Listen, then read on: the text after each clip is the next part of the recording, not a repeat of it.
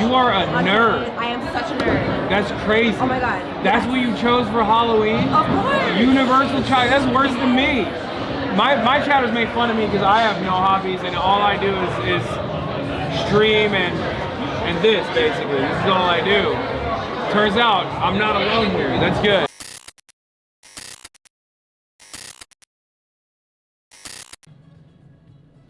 Fuck. Hold me, chat. Scene change the inches. All right, we're good. Hold me. Chatters. Hello. Saved.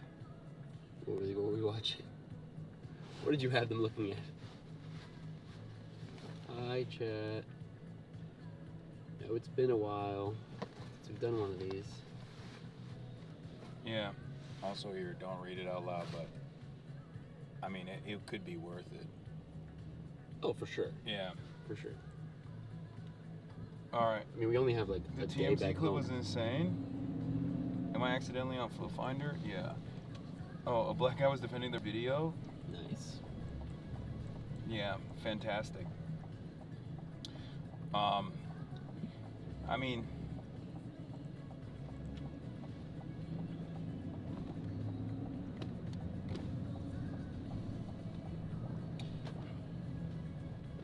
but what was I saying?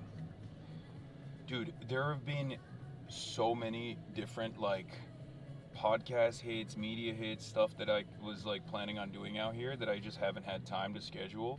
I mean, you've still been doing a lot. I know it's been we can show you can show the camera up. Okay. But it's been crazy. And A little blue. what is wrong? It's just a little blue because your room. Volume up, please. Well, it's because I wasn't playing. I mean, I guess I could turn it up a little more, but. Y'all need earbuds. Lol. Turn up your volume. Oh, Haas is back. Let's go. Let's go. Let's change the cool and warmth. Let's see. I got Chatterino on my phone, but like I don't know how to like look at the YouTube. I don't know how to figure out the YouTube's situation. Oh, here it is. YouTube. Yeah. Oh, it is blue. Oh, not anymore. Oh, it's not blue. Oh wow, I just watched it. In our favorite Hasi whip, turn your own volume, not Hasan. Turn your speakers down, bro. Okay, I take it back. The fit is low-key adorable. Oh, we're both wearing Carhartt today. Yeah. Well, Wow. yours is Carhartt whip. Sakai. Or oh yeah, well I think it's Whip Sakai. It is, yeah. It's Whip Sakai collab. I am on the other hand wearing layer time. Okay, are you guys ready? First of all, I think you're overdoing it. I'm wearing not heat tech, unfortunately, just regular dry fit.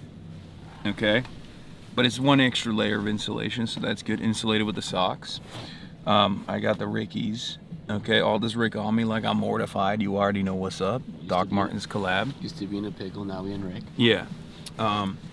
We got, I don't know what this brand is, but this is, I got this gifted. But the pants and the work shirt that I wear is from the same brand. It's like a top and bottom.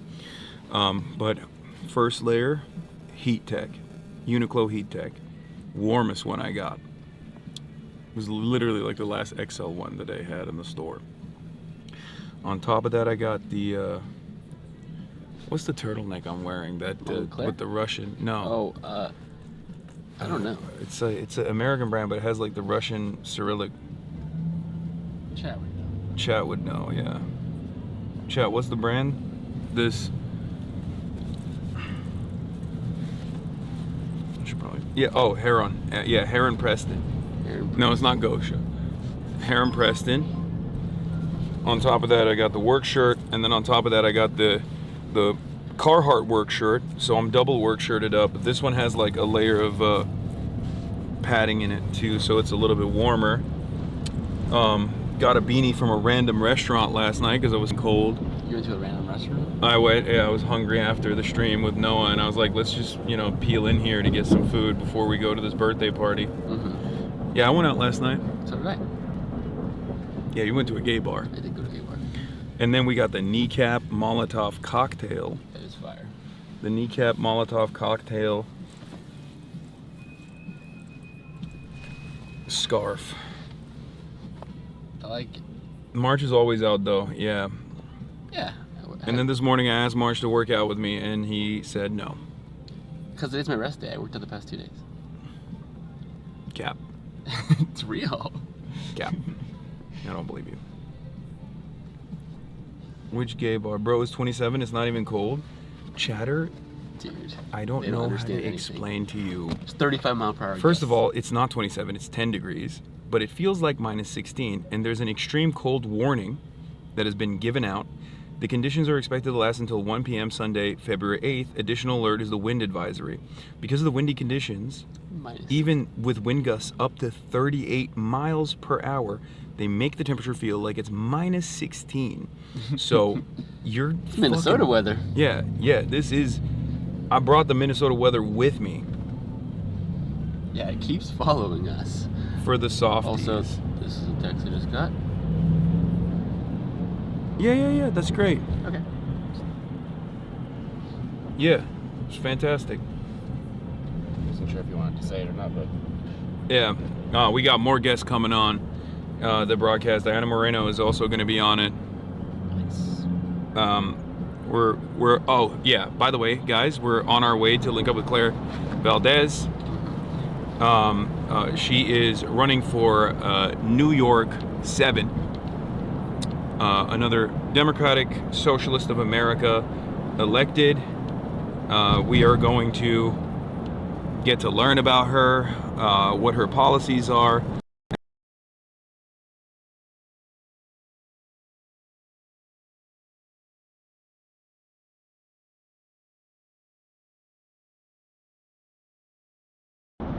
They can. And they can see you a little bit. Oh, it's effing. Oh, just kidding. Tunnel got him. It is a great tunnel. Hold, we back. Green. Anyway, as I was saying, we have, as you guys know, my job, my goal, what I live for basically every day is to try to push American politics to the furthest left position physically possible. And a part of that strategy revolves around getting socialists elected. And that is precisely what we are going to be doing today. That's why I was an early booster of Zoran and was very excited about Zoran. Still am, you know.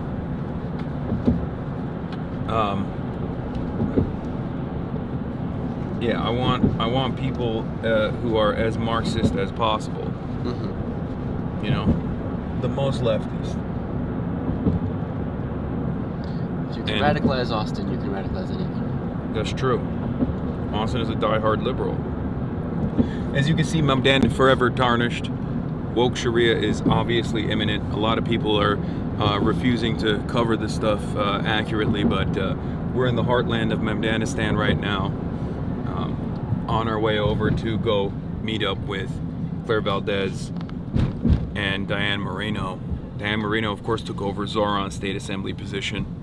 Valdez. And Claire Valdez is running for the congressional seat in New York 7.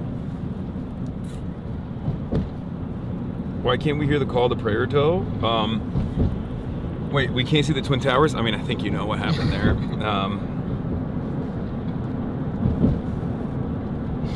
Dan Marino laces out? What? No.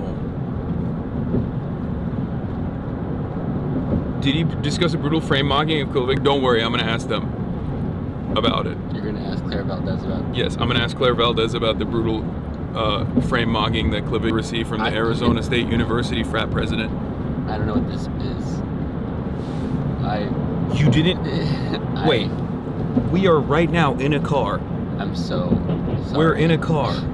You are my producer and camera operator, and you are not aware that Clavicular got frame mocked? Was this before or after he was Jester Maxing? No, this is after. He's been Jester Maxing already. He's been Jester Maxing. He realized that being a fun-loving guy is actually a much better method than the cold arm method. I don't want to be here anymore, man. Show Marge Lamau, dude. I don't know if you're ready for this. Can I Show even me. show you?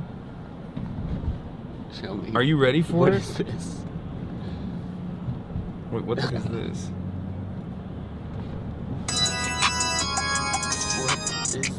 What is this? Everyone in the store was, or this is not the actual clip, but this is a funny one regardless. Everyone in the store was worried that Clav was withering after seeing him bone smash for an hour straight, but didn't realize that this was his chance to become the #1 ranked Chad. Is this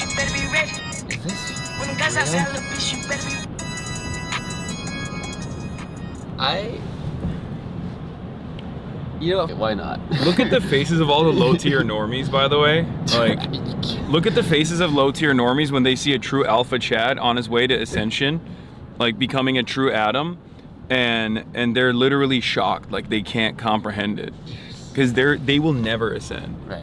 Whereas, like, I mean, they don't even understand true greatness when they see it, because like he is on his pathway to ascension, to becoming a true Adam, right?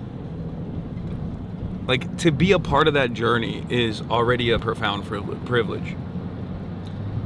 I think this might be my last day doing this. I'm gonna be so honest. Yeah. I think I'm done. I think this was it. This is what did it. Okay, I'm just gonna like get on a plane to Tokyo and disappear. I think it's because I think this is a classic low cortisol activity. Okay. You already had a recessed maxilla.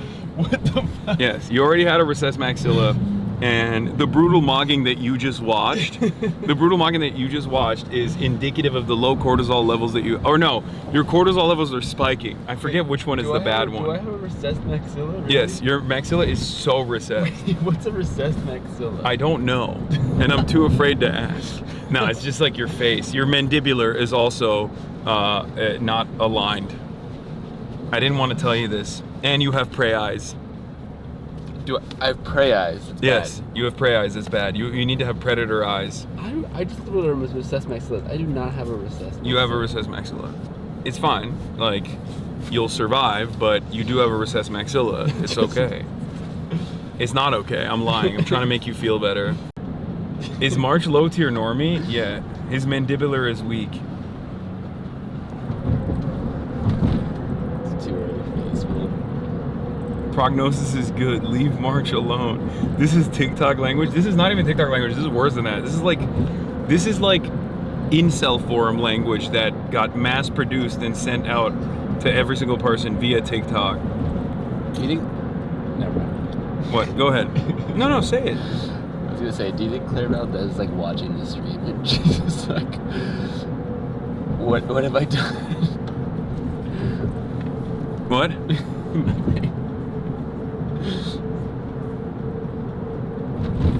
I'm gonna ask Claire Valdez these questions. Obviously, if she wants to make it to the big leagues, she needs to be able to answer these tough questions. I will be also doing a PSL rating on Claire Valdez as well. Because if Claire Valdez doesn't mog her opposition, how could she expect to win? How could she expect to win any race? She obviously needs to have, what is it? The aura, the halo effect, in order to successfully win any political race. That's precisely the reason why JD Vance is going to lose, because he's fat. Right. Piff 34, by the way. Yeah, that means I had 34 whole years to learn all of this stuff, okay? Yeah, does she mog? It's a mog eat mog world out there.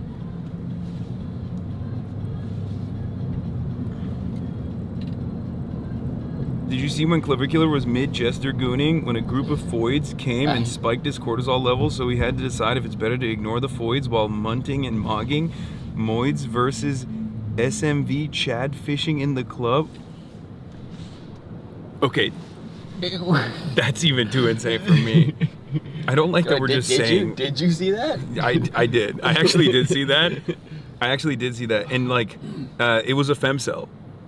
And she was like attractive too. She like walked up to him and was like talking about, goy blocks or goy slop or whatever. And Devastating blow to the English language. And then Clavicular couldn't understand like why a somewhat attractive foid would be saying, goy block or using language terminology such as that. And then she turned around and said, "It's because I'm a femcel."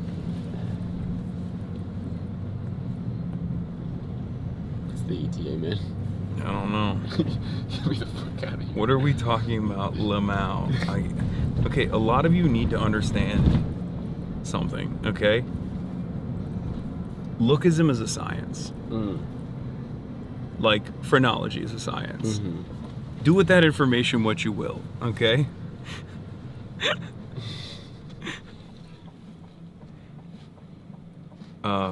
You have like 9 more minutes in the car with me. Okay. So there's gonna be 9 more minutes of wisdom that I will impart. Gooning. Yeah, I'm gonna impart 9 more minutes of wisdom on you. Cortisol. Hasan, we're not into your racism. So you want to have high cortisol or low cortisol? No, you don't want your cortisol levels to spike. Because when your cortisol levels spike, it's like you're stressed out. Which ages you. And it like, well, so does steroids. Right. And Clavicular has done a lot of steroids. Yeah, that's why he looks, even though he's 19, he looks like he's 34 years old now. Yeah. He's the most 34-year-old, 19-year-old. Yeah, for sure. I want to study phrenology, but I ain't got no friends. Yeah, that's... I need you to read this sentence out loud. Oh, brother, I can't wait to see this sentence. I'm sure it's going to be really good. Oh, it's the same one. Clavicular was mid-jester gooning when a group of foids came and spiked his cortisol levels. Tell us your name. Yep. My friend likes your cameraman. Your man likes you. What's your name? I want to eat you. Tell us your name. Yo, his name is Kurt. Kurt. He has a march. My friend likes. And the title for this was, the description for this was, Clavicular was mid-jester gooning when a group of foids came and spiked his cortisol levels.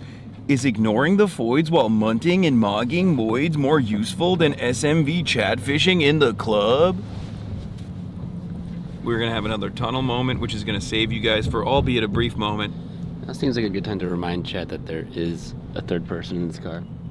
Yeah. Yeah, he's getting imparted sacred wisdom as well. Anyway, we're going to the tunnel, everybody. Also, don't forget to like and subscribe on YouTube. YouTube chatters, subscribe. And also like the broadcast. Twitch chatters, subscribe as well. YouTube chatters, you can get a membership. I don't know if you can still see it or not.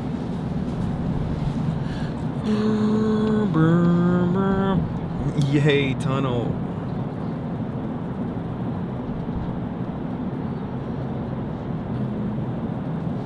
Pray more tunnel. Tunnel, thank God.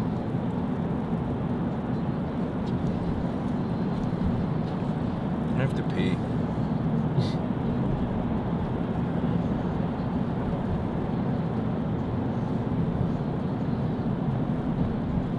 This is the girl, like, she's attractive. Like, she's like a normal looking human. Yeah. Like, you should not have to do that, I think. Like, no one should do that, but like, are you that desperate for male validation of the worst kind that you're doing that? Like, it doesn't make no sense to me. There's a tunnel that goes underwater. No. Oh, wait, you guys can still see us? It's crazy. March, please stop him. L tunnel. I have no control over him, bro. I've tried. A lot of women are for some reason. Oh, it's green. Thank F. Oh. Mini F. Glorp.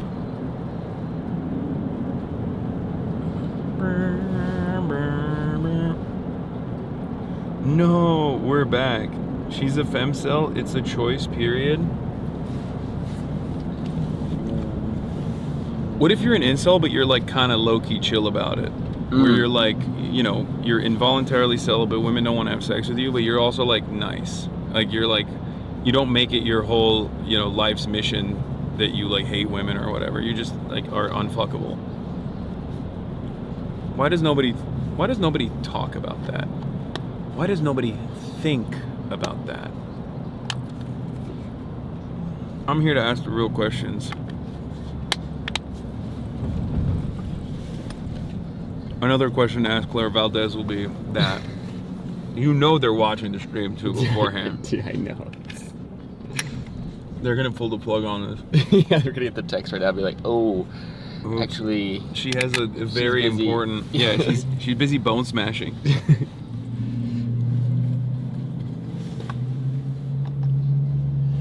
Meeting canceled, turn around. Bone smashing stream?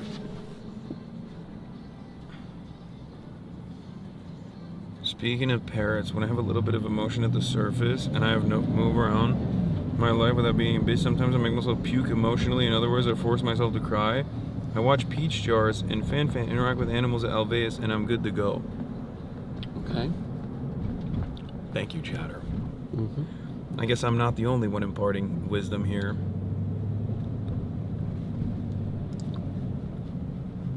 That's cool.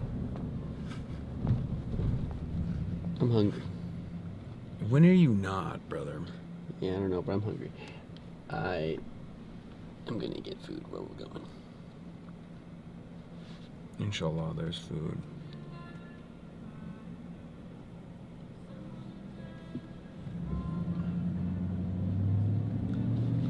Inshallah, there is food.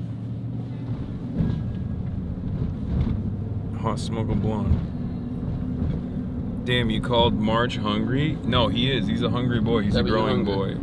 He has W hunger. I mean, he kind of has L hunger because, like... What does that mean? He kind of has L hunger because it gets in the way of just us doing stuff sometimes. Or he's like, I need to eat. What is it? I need to eat. That's what he sounds like sometimes. Your silence on clavicular getting frame mog is deafening. No, I'm just waiting. I'm waiting for the right moment to bring it up. Okay.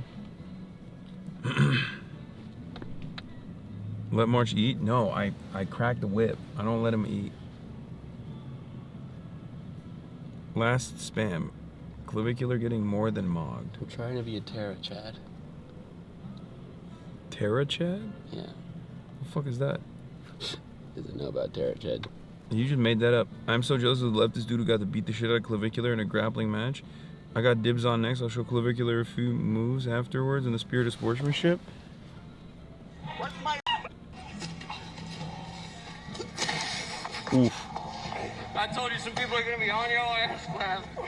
What's my rank, Clavicular? What's my rank? This is for all the bullshit that I gotta watch on my fucking feed.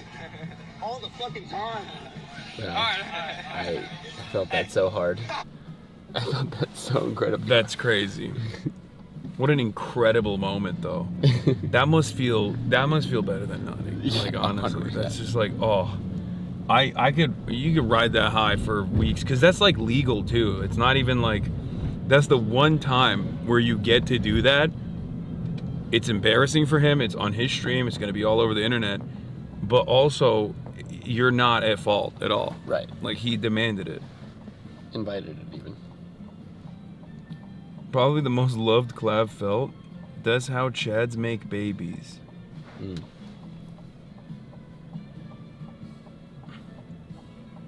He jester maxed a little too close to the sun. Yeah, that was actually, yeah, he was victim maxing. I think we might be here. 2 minutes. Let's not. Okay. Let's not show the area that we're in, maybe. A gauge. I don't know how well we're gonna be able to. I'll hide it as best as possible. Yeah.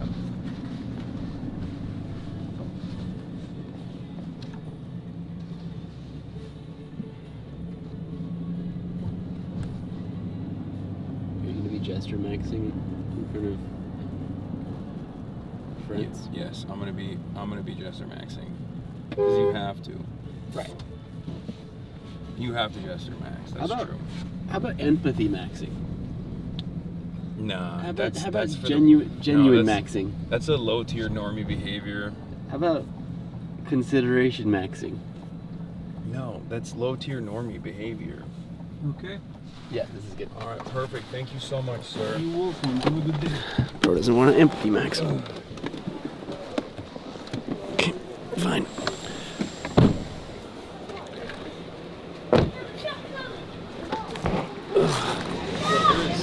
Snow everywhere.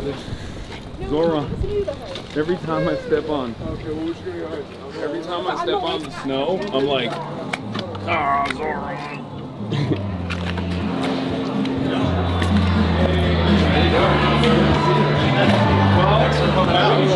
to see you.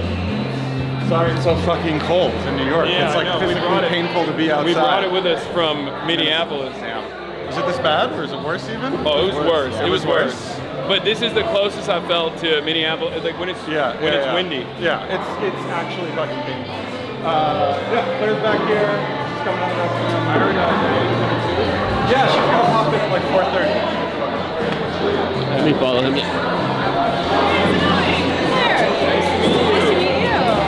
All right, I'm good. Should we pop on the light? Yeah, let's just get posted up somewhere, I'm assuming. And I gotta pee too. So also, Aries, who runs it up here, she's a huge fan up here. If you want to say hi up here. Oh, you want me to say hi to the person? Okay. I'll say hi to her. All right, well, let's introduce you first. Is the light fine? Yeah. Okay. Do you want to go maybe like up there somewhere, or? Yeah, where are we gonna be? We're gonna hang by those tables until our lane comes up. Yeah, just do that. Let's go there.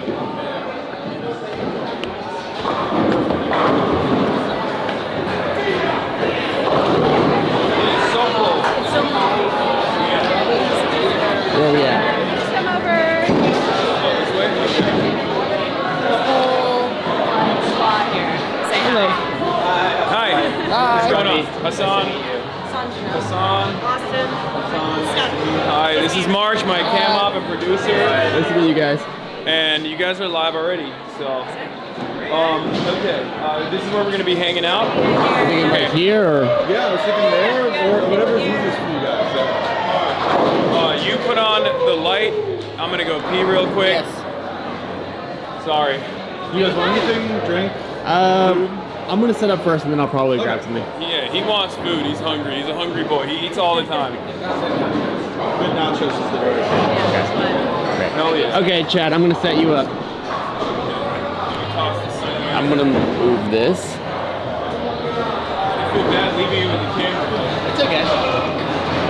Chat, I'm gonna just pop a light on you. We're gonna get you seated.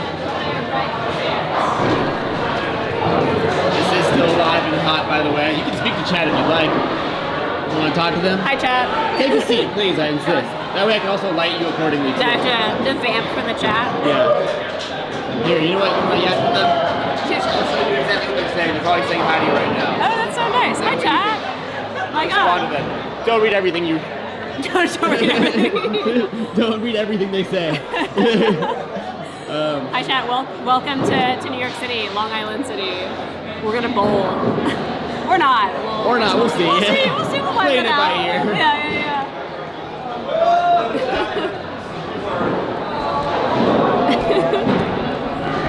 But they're friendly. How do you even read any of the things? Yeah, it goes pretty fast. Okay, I'm gonna flashbang you, sorry. Okay, you're good.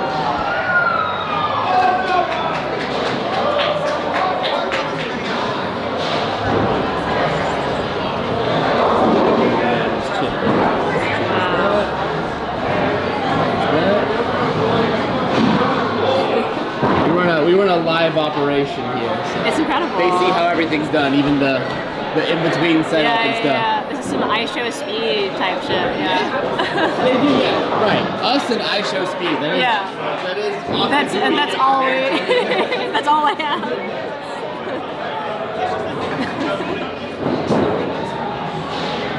Okay.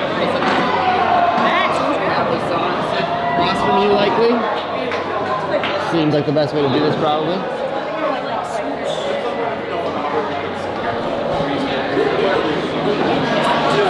Actually, you know what? Scratch that. I'm gonna pull that table over here. Yeah, we can move. We've got like all this territory here. If there's something else.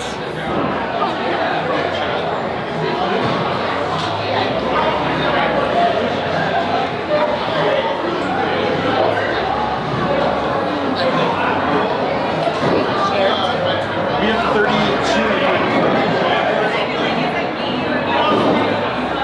Okay.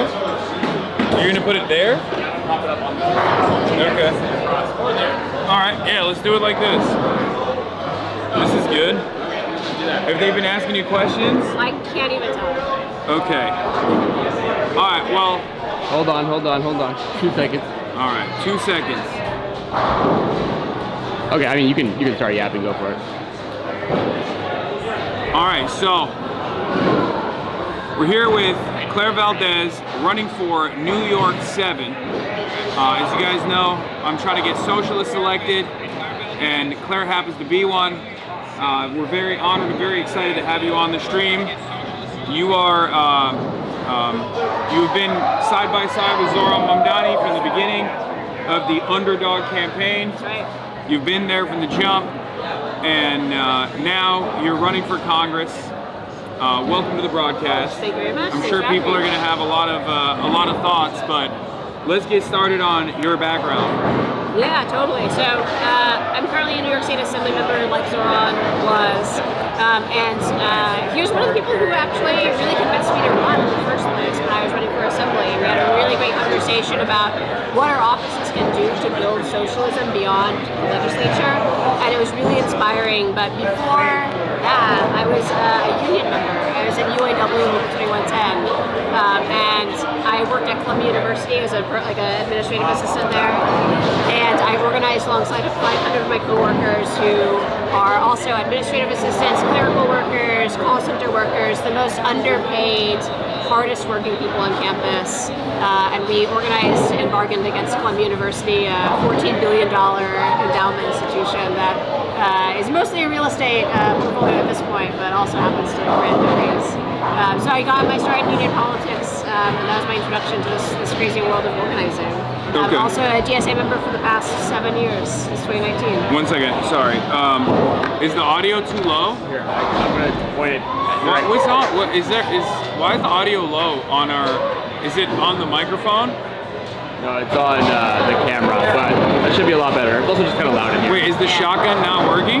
Yeah, it is. Oh, it definitely is. Please put the mic. It's fine. Noise gate, please.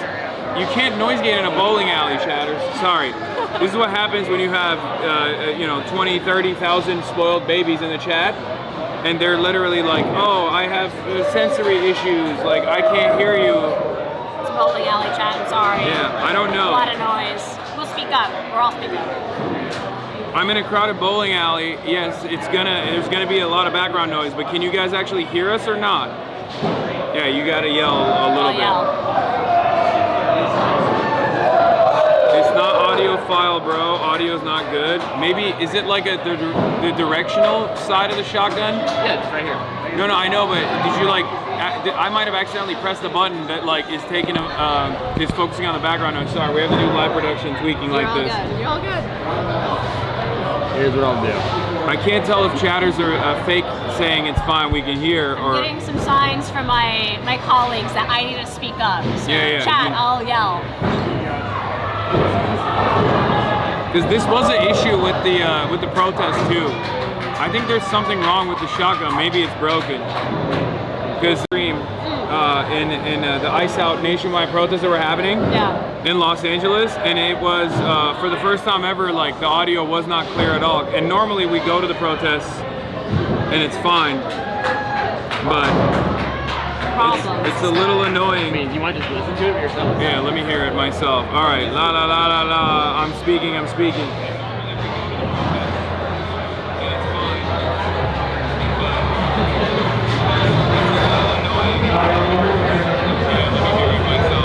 Oh yeah, you gotta yell. That's what it is. They can hear me loud and clear, but when you yell as much as you can. Just try to speak directly to this as much as possible. I'll even cheat it a bit to you. Yeah. Deal. Okay, we're back. So yeah, you organize alongside your colleagues at Columbia for the UAW, and you were talking about the clerical workers and all the people that 500 members that are some of the most undermined, underpaid, most invisible workers on campus who actually make the university run. And we went toe-to-toe with Columbia, got to sit across the table from management to negotiate our contract. It's a transformative experience to sit across from your boss and be an equal. And that was really my start into organizing, into politics, and it's the fight that I want to take to Washington now. Hell yeah. So what are some of the what are some of the agenda items? Like if you were to break it down Zoran style, like, you know, 5 major points you want to hit on your campaign, what would you say those like 5 points are? Because this is not a mayoral race. Right. This is a congressional race. So obviously the stakes are higher. Yep. You have more power, technically. I mean, I guess like the Mayor's got a lot of power. Mayor's got a lot of power in New York. Yeah. But I meant like you are going to be building coalitions with other progressives, inshallah, once you get in office. Yep. And there's going to be a legislative agenda. Obviously, it's still impacted by whether or not Democrats are going to win the majorities in both the houses, and there's still the White House. Yep.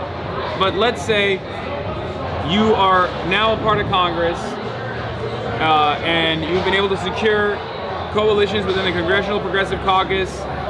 You know, what are the 5 things that you would want to bring to the table? Yeah.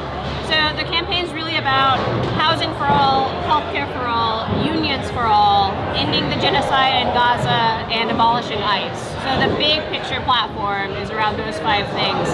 I'd say in terms of legislation, the things that I'm really excited about fighting for: passing the PRO Act finally, winning social housing across the United States and here in New York. Okay. Let's go. So I love that. Yeah. This is something that I've had a big gripe with the national Dems, with the party in general, including but not limited to even the likes of, I would say, Bernie Sanders, because there is no real vision. Like, this is a often not discussed element of the affordability crisis that Americans are facing. And housing for all as a policy, or social housing as a policy, is, I feel like, unheard of in America, but it is definitely one of the most important aspects of, I think, a socialist position, a leftist position. So it's actually quite surprising to hear that from someone who is running for Congress. We don't talk enough about tenants and about social housing at the national level. Oftentimes at the national level, when we talk about housing, we're talking about, you know, tax incentives for homeowners, things like that. That the only path for stable housing is homeownership. This is a district that is 77% tenants, overwhelming percentage of tenants, and those tenants live in market rate housing. They live in rent stabilized housing, in public housing. But we need a real pathway towards true stability and decommodified housing at the federal level. AOC carries the Homes Act, to be very supportive of that. But we need to be thinking about deeply affordable, permanently affordable, democratically managed housing, and social housing is the way forward. I was in Barcelona a few years ago doing a tour of their social housing developments there. And just beautiful, beautiful housing. We have the richest country in the world, and certainly the richest city in that country. We have the resources to make this happen. All right, I'm going to show you a video. Yeah. Hold on. I'm going to show you a video. I don't know if you've ever seen this one. Odds are good that I have not. You probably have seen it, but I wonder if you have. A chat might know what I'm about to show. Oh. Have you seen this one? Our boy.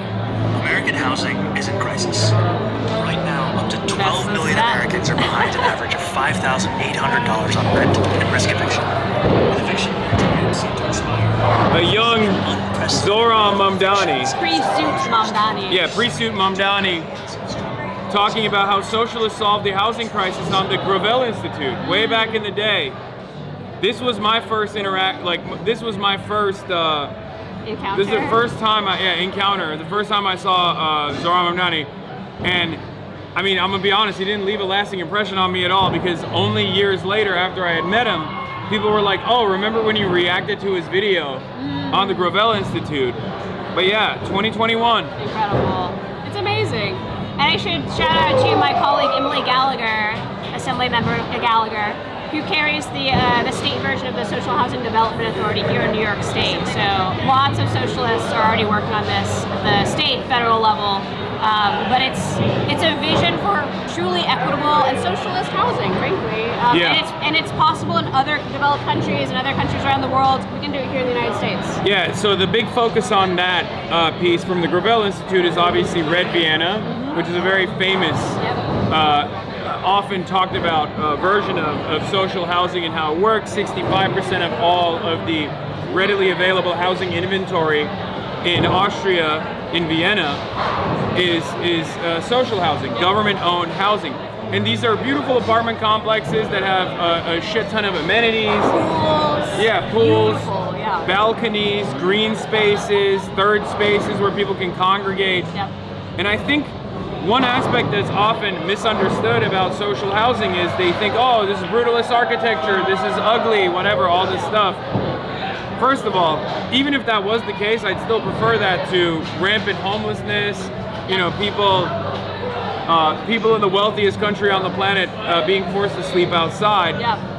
But that's not the case anyway. And just like with adequate public transit and all these other social and welfare policies, there is a more the people become more cohesive as a unit.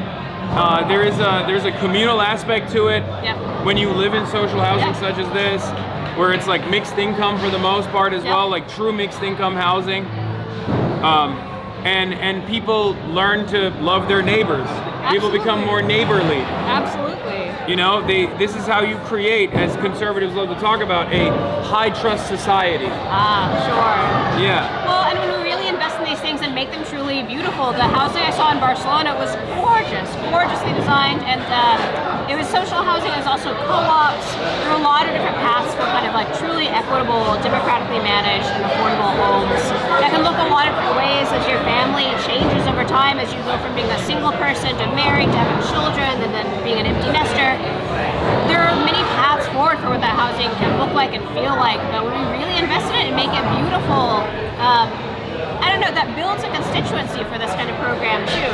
A lot of times people just think about public housing in New York and NYC, which has been so underfunded and just gutted. And that's like a right-wing attack on a public entitlement that all New Yorkers should be able to enjoy, and that many more people should be able to enjoy as well.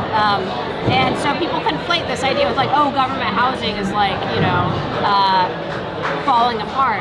And it's like, it is because we've made the political choice to abandon it and abandon those residents. And we can absolutely change that. Same austerity that has impacted public schooling. Same initiatives that have tried to move funds away from public schools to private education, with charter schools and whatnot, with the express purpose of gutting and destroying one of the last remaining powerful labor unions in this country, the teachers union. It's the exact same issue. A lot of people don't understand that when a social policy is failing, it's actually been made to fail by the government. It is being made to fail deliberately by the government with the hopes that they can actually justify privatization down the line. Absolutely. And we see this even in places like European countries, like the UK, that has a fairly robust, fully nationalized system of healthcare. They have the national healthcare system, and it's long been presented as the pride and joy of the United Kingdom. They don't get a lot of stuff right there, but that was one thing that they got right. And that was a policy that was long and hard fought for by socialist, trade unionists, communists, making the Social Democratic Labor Party to concede on this position. Absolutely. And now it's a system that British people not only take for granted, but actually see as the way of the land. There's no cutting the NHS, so much so that even the Tories, when they're running, like Boris Johnson, I still remember when he was running after like 10 years of Tory austerity, was still running to fund the NHS. Now he was lying, but that's important to acknowledge. Because once these amenities, or not even the amenities, but like once these social policies are implemented, people expect them. Absolutely. And people don't want them to go away. I guess Social Security is one example we can use here in the United States of America. Medicare, the task before socialists right now is to rebuild these universal public entitlements,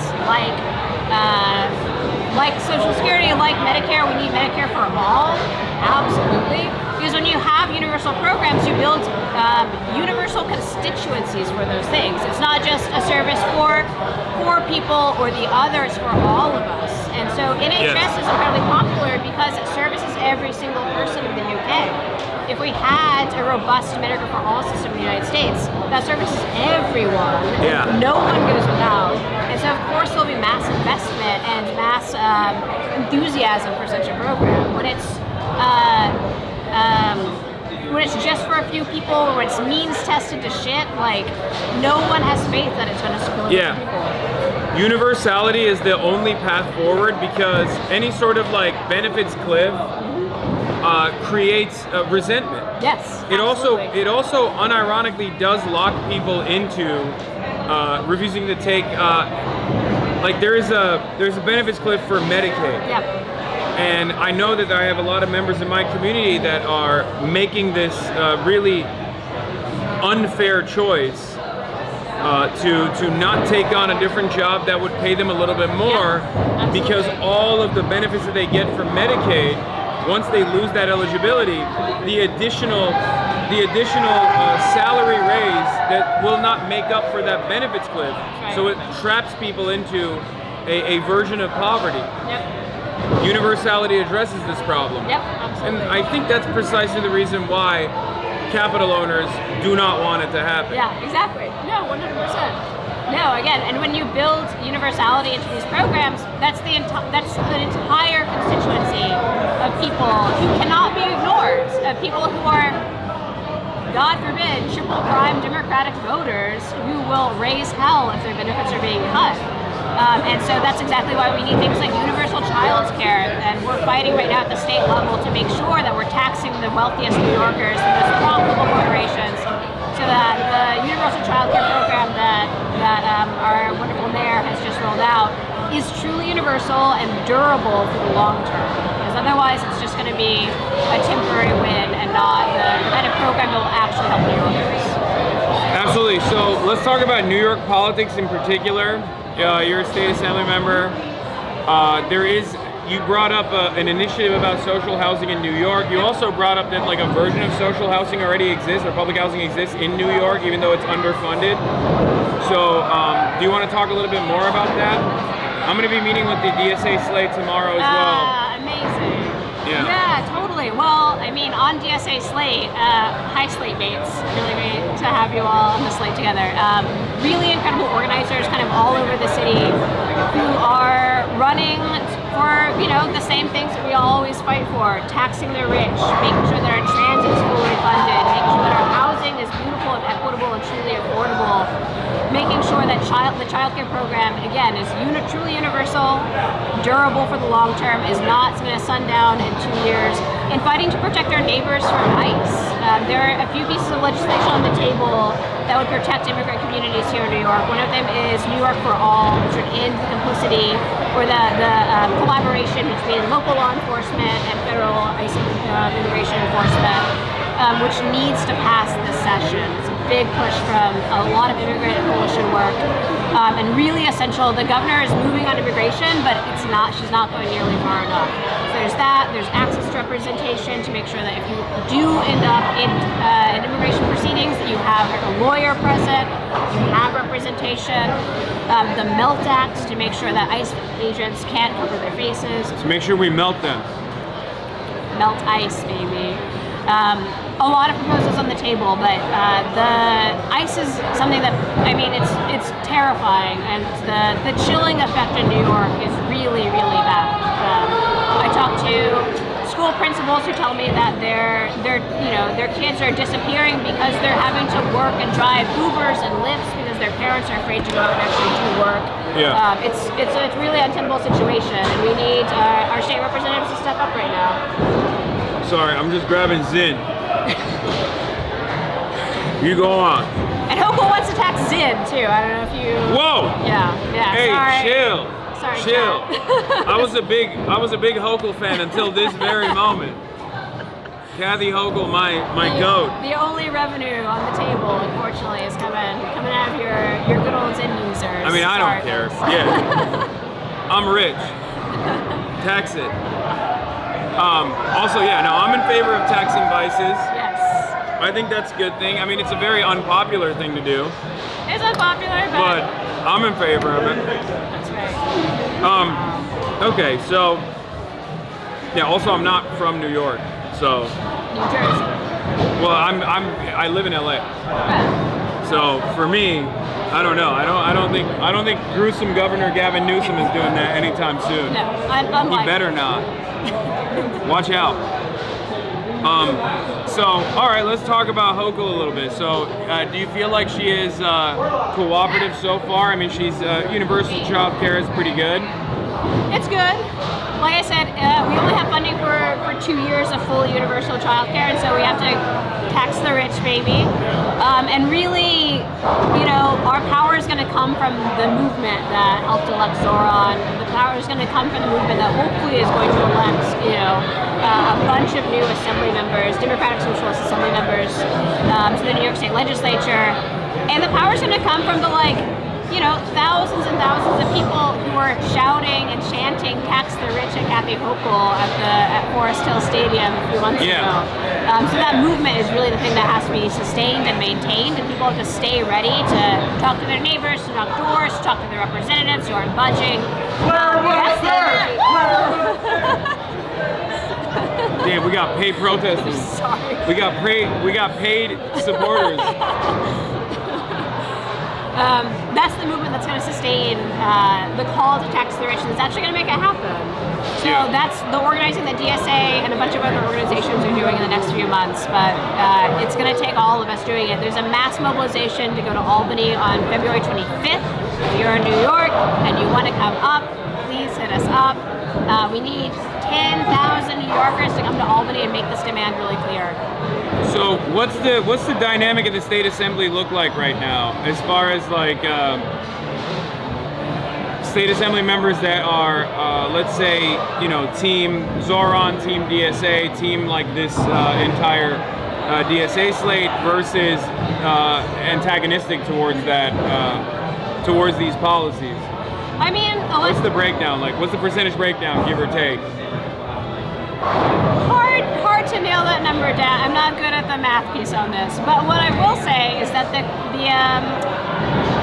mayor's race demonstrated there is a really broad constituency for like a Democratic Socialist platform, obviously, and so that has really sent shockwaves through a lot of the political world in New York State, and so everyone's talking about affordability, everyone's talking about utilities are too high, rent's too high, childcare is too high, and we need to really take aggressive action to make sure that our constituents aren't being left out in the actual cold, which is incredibly uncomfortable right now. But so people are moving a lot. People are moving, I think. I think this is a year of real opportunity, given Zoran's election, given the governor's race, given the kind of like true affordability crisis that New Yorkers are facing. And so we're working on it. Like I said, it's going to take a real movement to organize to make sure that we get the revenue raises we deserve and need to make sure that the city is whole, the state is whole. We're negotiating a $252 billion budget right now. It's a lot of money. We have the resources to do what we need to do.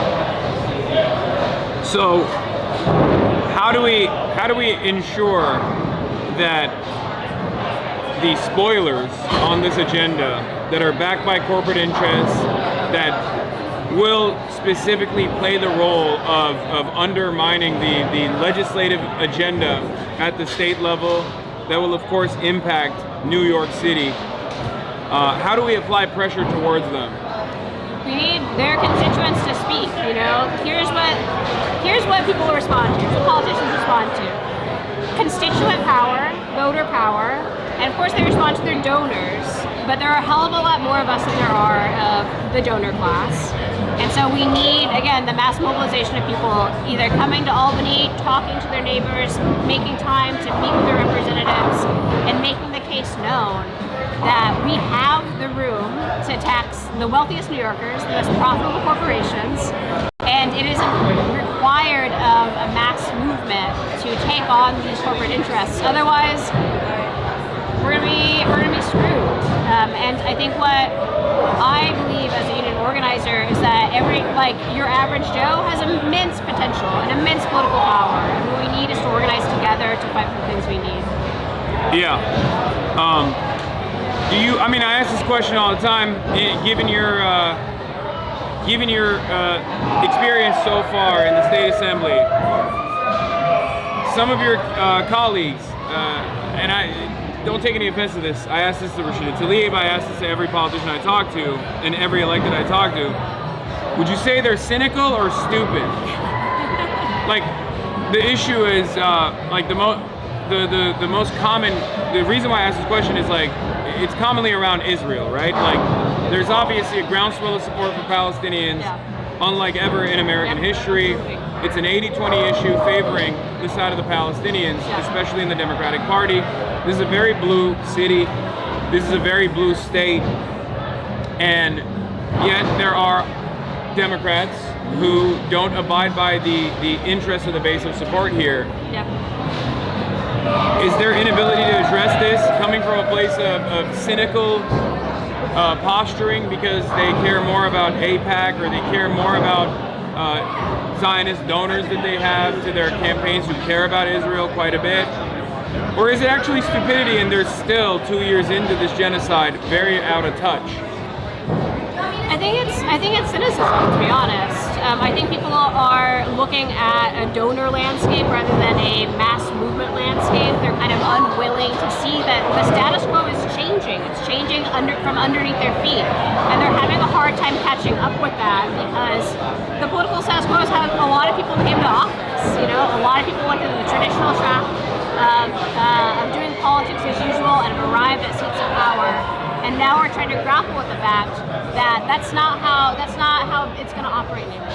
That we're mobilizing, that we're going to fight to take these seats back. We're going to fight for Palestinian liberation.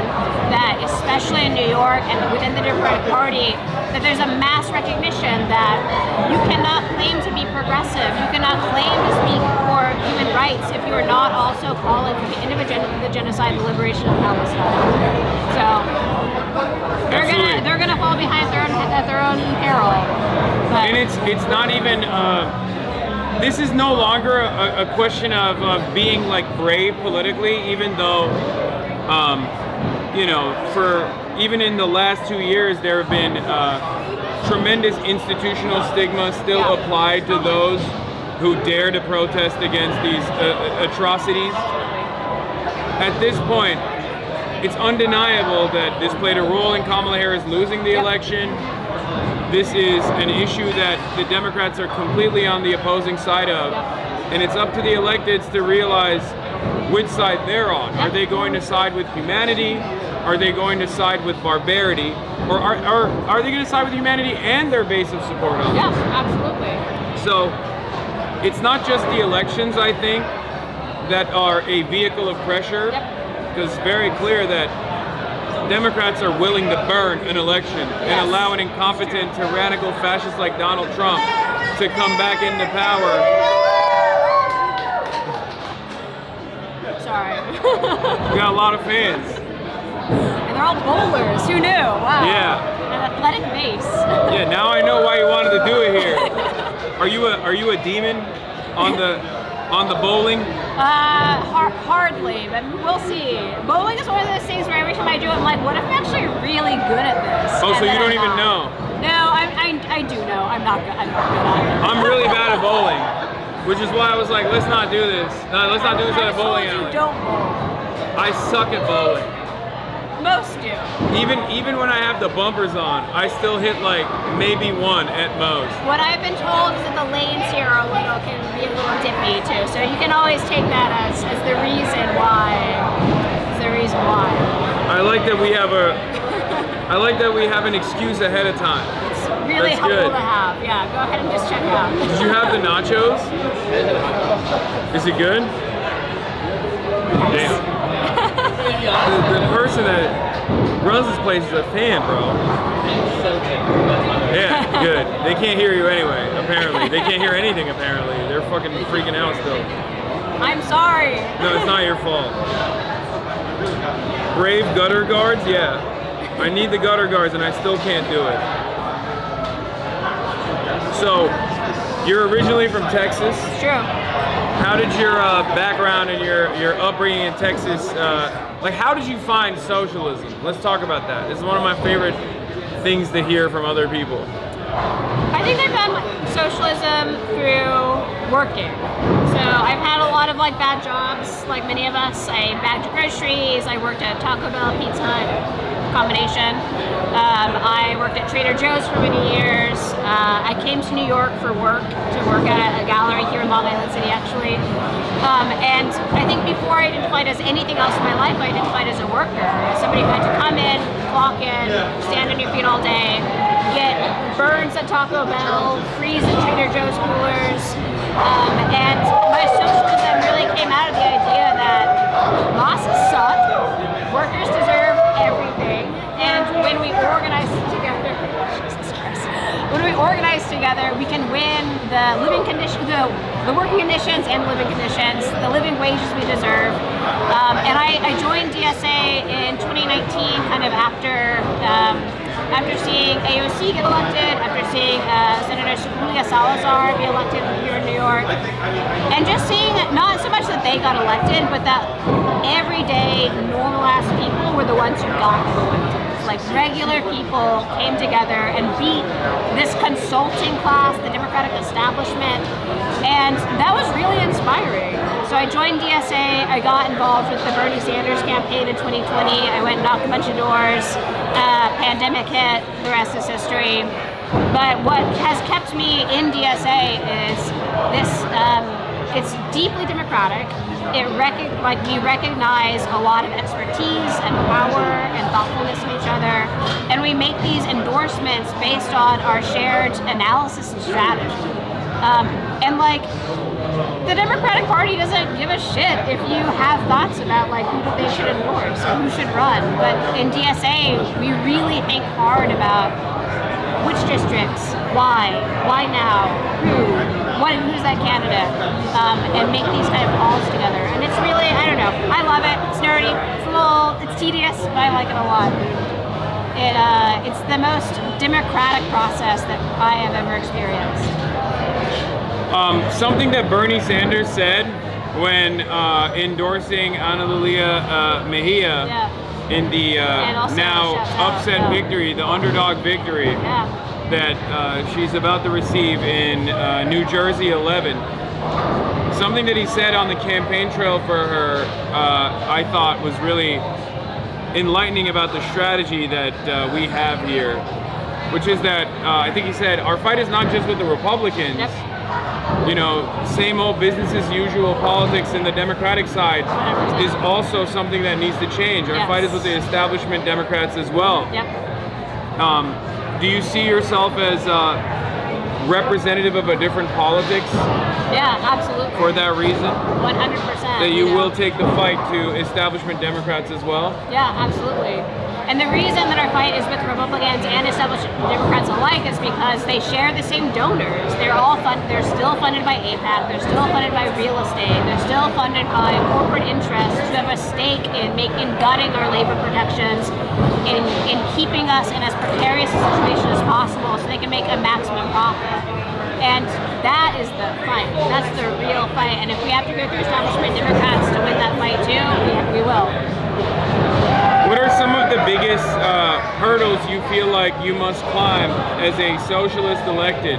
Do you feel like there's still a lot of stigma around the word socialism, Marxism?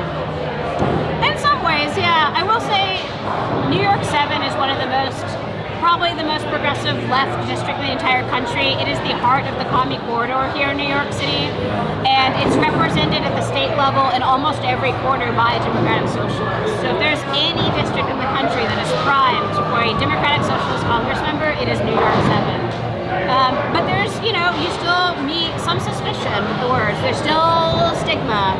The right has done a very good job. And the liberals too. And the liberals true. Yeah, absolutely. Which I would consider to be reactionary and right-wing. Yeah. But 100%. No, there's been a long propaganda program against the idea of democratic socialism, erasing them from the labor movement, and that's to our movement's history's detriment. But I think what we represent is a positive program for working people: housing for all, healthcare for all, a 4-day work week, time off, a retirement, pensions. All of those things are won by leftists, and that's what most working people are hungry for. yeah, I think there is a concept of consensus politics in the current duopoly that exists in America. You got the liberal Democratic Party, and you have the conservative Republican Party. What's up? Oh, damn! Let's go. Yeah. That's so much pico. I think we need a fork. I think.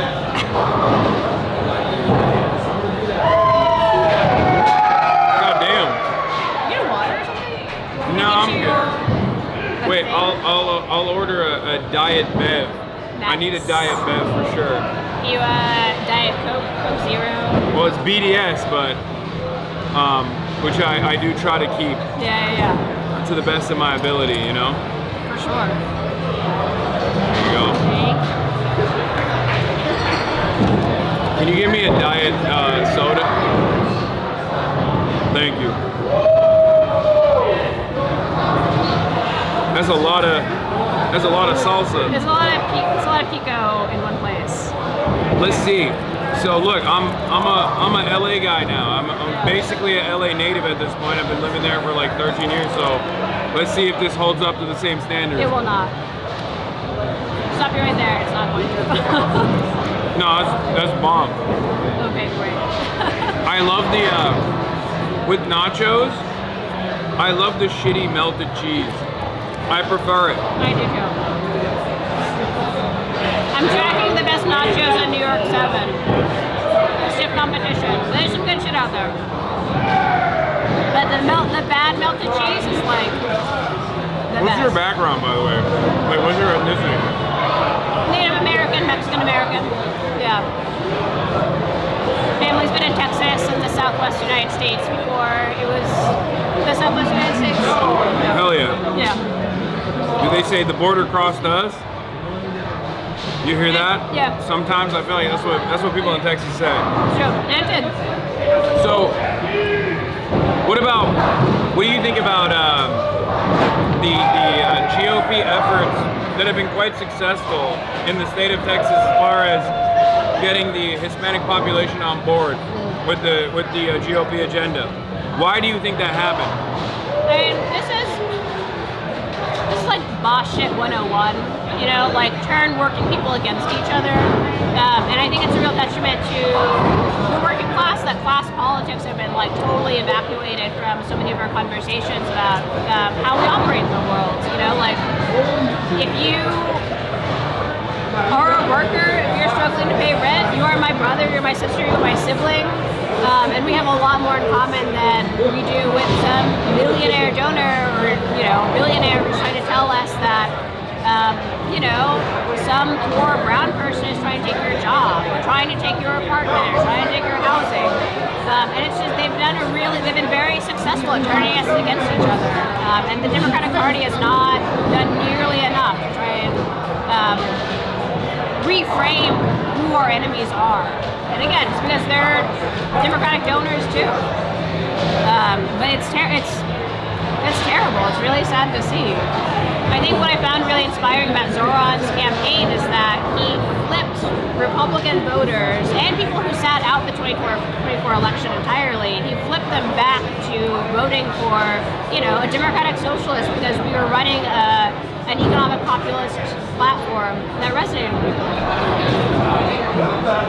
Oh. Hi!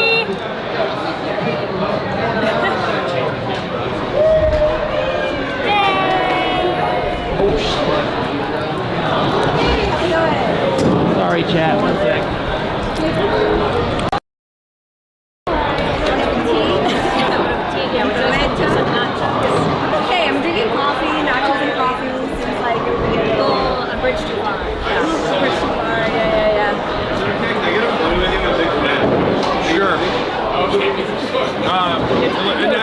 right now. Not right now. All right. Is it everybody? Is it everybody in the? I believe so. Yeah. Everyone's in the shot. Yes. All right. If you want, if you want an intro. Actually, I'm getting you. Oh wow. Okay, thank you. I hope that you can enjoy it in like nicer LA weather rather than like. I got used to it in. I got a little acclimated in Minneapolis, and then I went to Doha, and I got used to nice weather again because Doha's like 80 degrees. I came here with no jacket. Like I didn't have enough space in my luggage to pack for New York weather. And I thought I could just like buy a jacket or tank it, get some heat tech or something from Uniqlo. We're not even prepared. Yeah, they're sold out. They're sold out. So it's been bad. It's been bad here for weeks now. I know. And my parents are here to help me with my kids because I just got elected to office and I have to travel a lot. And my parents are here from Florida. And I'm like, I am so sorry. I know that their love knows no bounds, but I'm Where are they pretty from sure originally? From Ecuador. So we're already like warm-blooded people from the equator. Yeah. And they live in Florida. So yeah, this is not the plan. Congratulations, by the way. Thank you. Thanks so much. Do you want to introduce yourself to the chat? Sure, yeah. Hey folks, Yiana Moreno, new Assemblywoman representing the 36th District in Queens, Astoria, Long Island City. Formerly, some guy used to represent it. I don't know, Zohran Mamdani, you may have heard of him. So yeah, had an election on Tuesday, was up in Albany and sworn in on Wednesday. Back in Queens already, so wild. Hell yeah. Yeah. We're delighted to have Yiana in the state assembly. She's an amazing organizer, democratic socialist. So yeah. It's great. Thank you, Claire. I'm so glad I get to serve with you for at least one term before we get you to DC.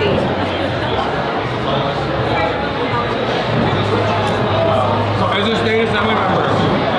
What is it? What'd you say? As a state assembly member, what are some of the immediate, like, high priority things that you're looking to do within the DSA slate? Well, the first bill that I signed on to on Wednesday when I was sworn in was New York for All. We are obviously under a crisis with our immigrant communities being under attack. I've already been dealing with ICE activity in our district. It's been really tough. And so yeah, we have to pass New York for All. There's a bunch of other slew of legislation that we have to push for. The Melt Act to unmask ICE agents and others. But I don't think that legislating will be enough. As Claire could probably tell you, it's really going to take massive Minneapolis-style people on the streets, on the ground, pushing Democratic leadership beyond the state assembly to stand up. I mean, we have two senators in New York that are, one of them is like the leadership of Democrats that have failed immigrant communities even before Trump. So, we have a lot of work to do, and we can't just rely. Name names. Senator Schumer needs to grow a fucking spine and stand up for immigrant workers. I called him out as an immigrant New Yorker, and I'm ready to do so again as a legislator. We have to do more. Yeah. And I mean, Gillibrand too.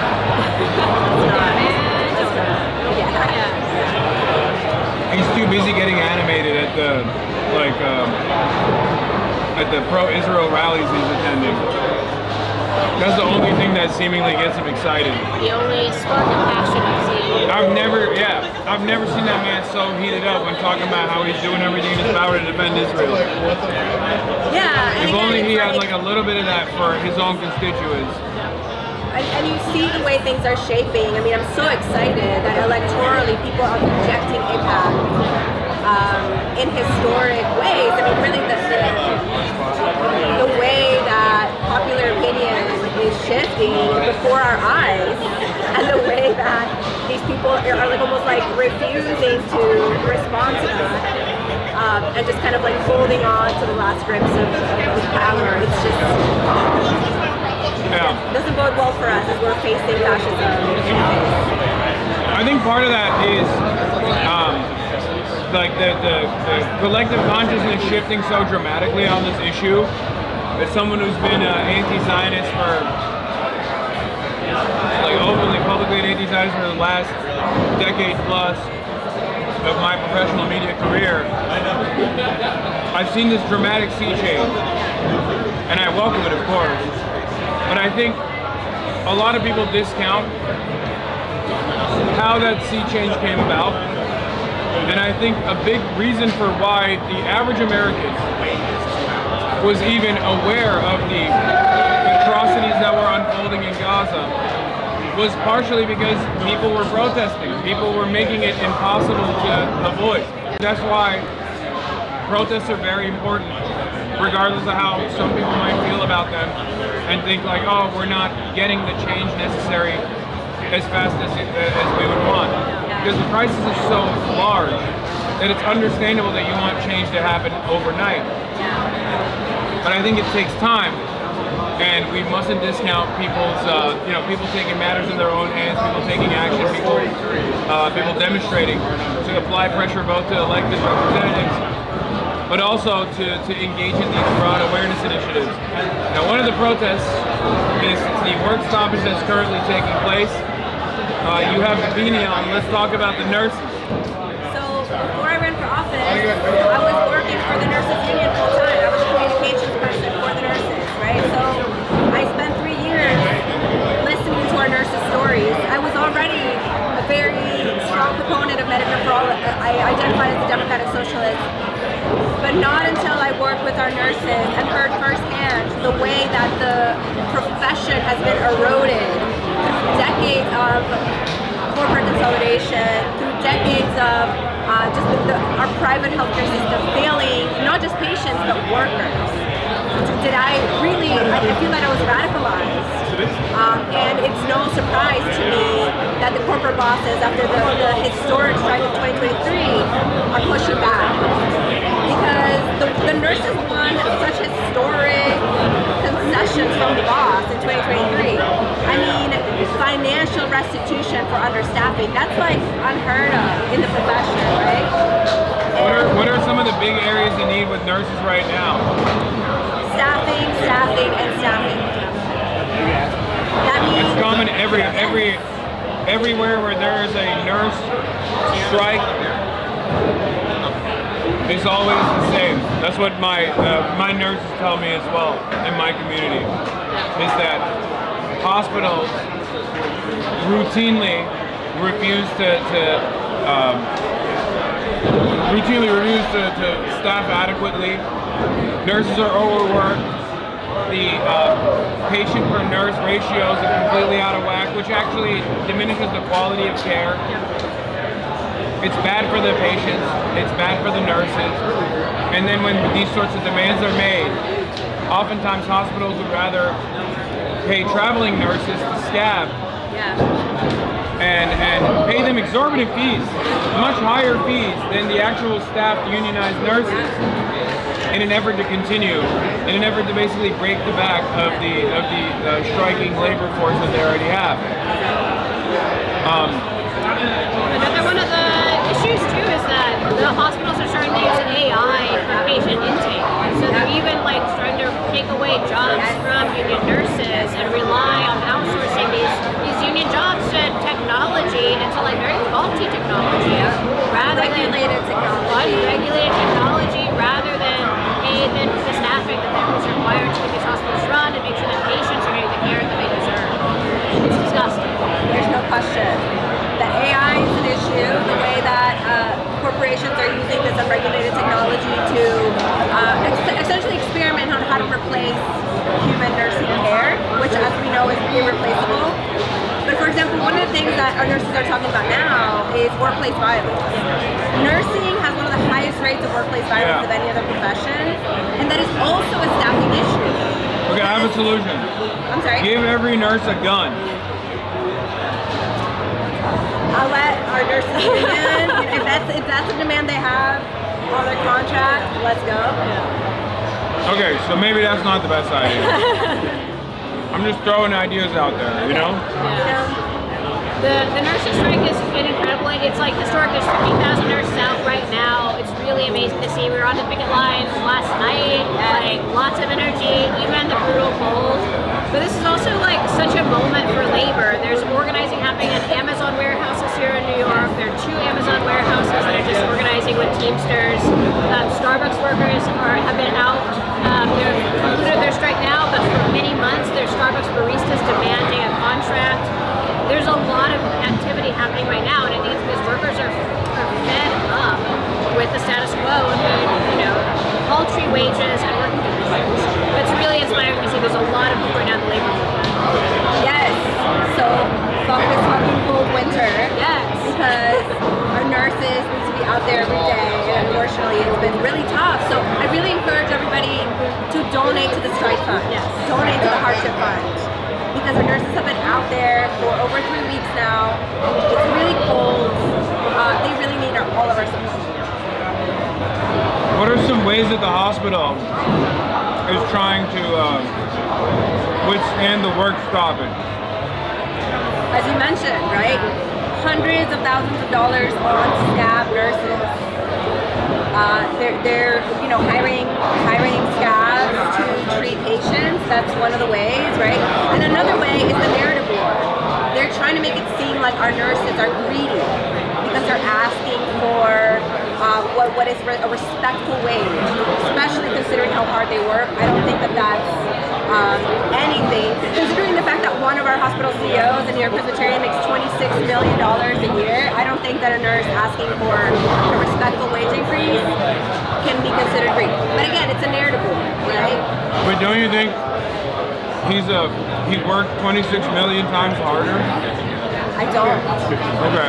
In fact, I don't think it's possible to work harder than a union nurse. Literally, I would love to see it. I would pay money to see the CEO of New York Presbyterian try to do patient care.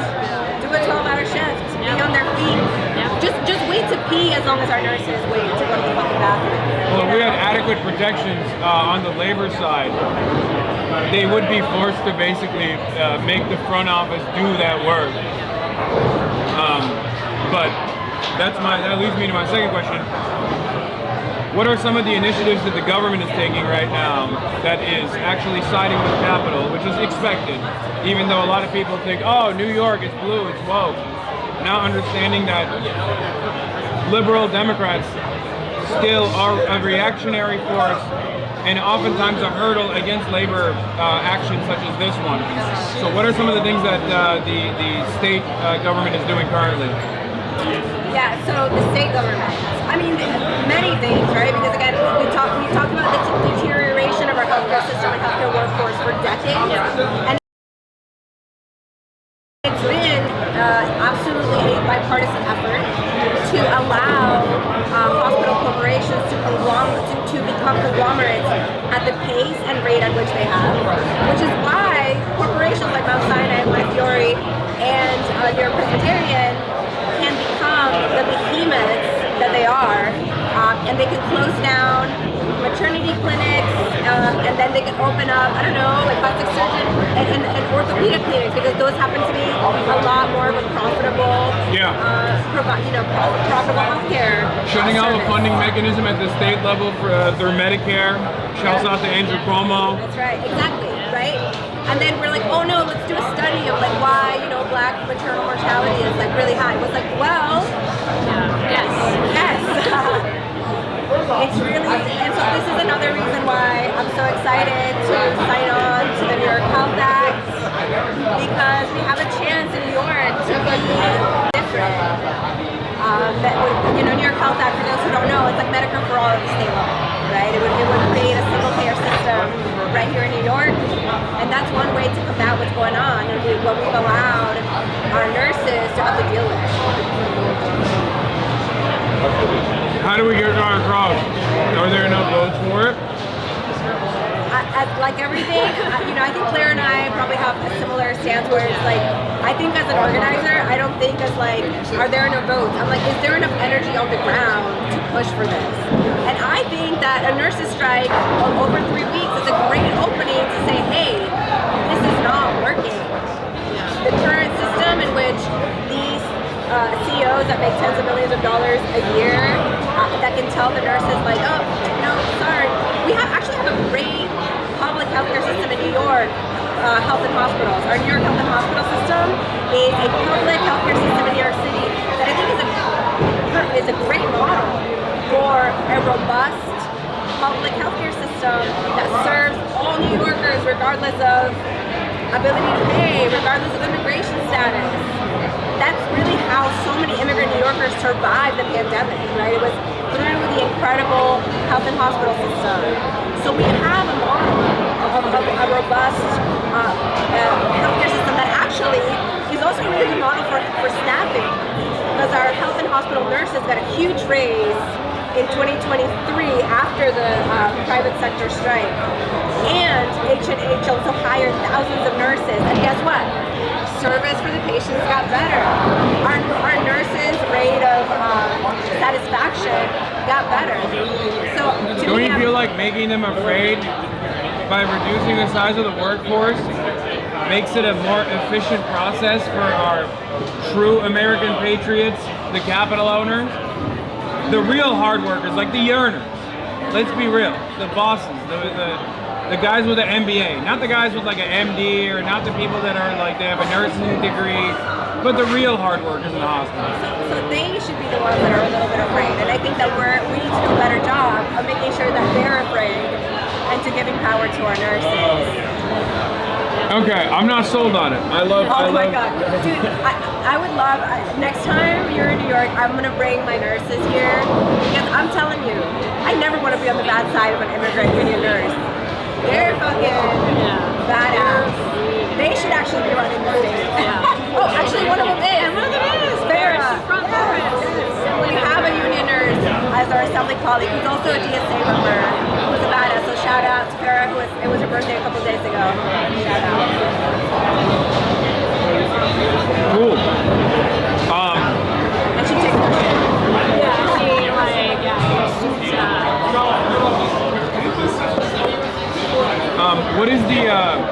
what is the status with, because hospitals are a necessary, what's the term for it? I mean, it's like there's an emergency initiative in place, right? To make sure that the hospitals stay open, or to allow hospitals like additional cover to hire outside of the labor unions, right? Like, what are some of the mechanisms in the state that are in play right now that make it harder for the nurses to strike? Yeah. Well, I mean, nurses are always very, very clear that they never want to strike. Yeah. They've been forced to strike, and that they always also say that patients should never avoid seeking care, regardless of the labor situation, right? So, because nurses are always thinking of their patients first, which is like what makes me, pisses me off so much. Like, that's why they're out there, right? And of course, again, going back to the point that healthcare is a human right, so they should never be put in a position where they're forced to strike, because everybody should have access to healthcare at any time. And so it's kind of ironic, right, that we have these mechanisms in place to allow hospitals to hire staff nurses, because they know that hospitals are essential. Yet we allow hospitals to be private entities that, even though in New York are quote-unquote not-for-profit, you still have a level of wealth in which a CEO makes tens of thousands of dollars a year. So again, I think this is a really good moment for us to bring into question that very system and to push for the public healthcare system. And they also operate off of subsidies by the state and local governments. Yes. There's no world where hospitals have ever been like a purely profitable system. That's precisely the reason why around the world, most hospitals are controlled by the government to a certain degree. Right. And here, even in the United States of America, if we had a normal system of governance, they would be controlled by the government, and they would not be operating at the behest of like profit seekers, or operating as though there is a profit-seeking alternative, even if it's not, even if they're running at a loss at all times. So this is more about demanding more from the subsidies that we pay, as well as like a random person. If you're not a nurse, you're still paying into the hospital system with your taxes, and it's totally reasonable to demand more for your taxes to make sure that your hospital runs as efficiently as possible. And in this process, I mean, better for the nurses, better for the caregivers, and therefore better for the patients overall. 100%. We're also at a moment when the Trump administration is cutting back on Medicaid, and many thousands of New Yorkers are potentially about to be kicked off of their Medicaid because the subsidies are running out, and are going to be forced to choose whether or not they go onto the ACA or buy private health insurance, or just forego health insurance entirely. And that puts a huge strain on the hospital system, no matter whether you have insurance or not. Fewer people who are able to access health care hurts everyone. There's the hospitals, there's the nurses, there's the entire patient pool. And so another excellent reason for Medicare for the federal level and the New York Health Act at the state level. We really have a window here and an argument to be made for the healthcare system and actually services people. Yeah. Gotta fight for it though. Claire was there!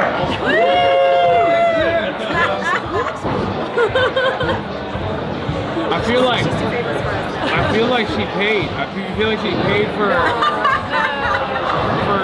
pro-Claire people to just keep passing by. Zoran didn't have as much motion when I was interviewing him. They weren't even people that were coming up to him like that. That's crazy. Let's go, baby. Yeah. All right, well, are we gonna go bowling? Are you gonna come bowl with us? I mean, if you want me to embarrass myself. I think we're all gonna embarrass If ourselves. you want me to really get humbled after winning like a really good victory on Tuesday, I guess this could be my life. Okay, get back to the ground. Get back on the ground. Trust me, I'm gonna lose. From the gutter. We got some time. I mean, It's on your schedule. That's true. You can do literally as long as you want. That was amazing.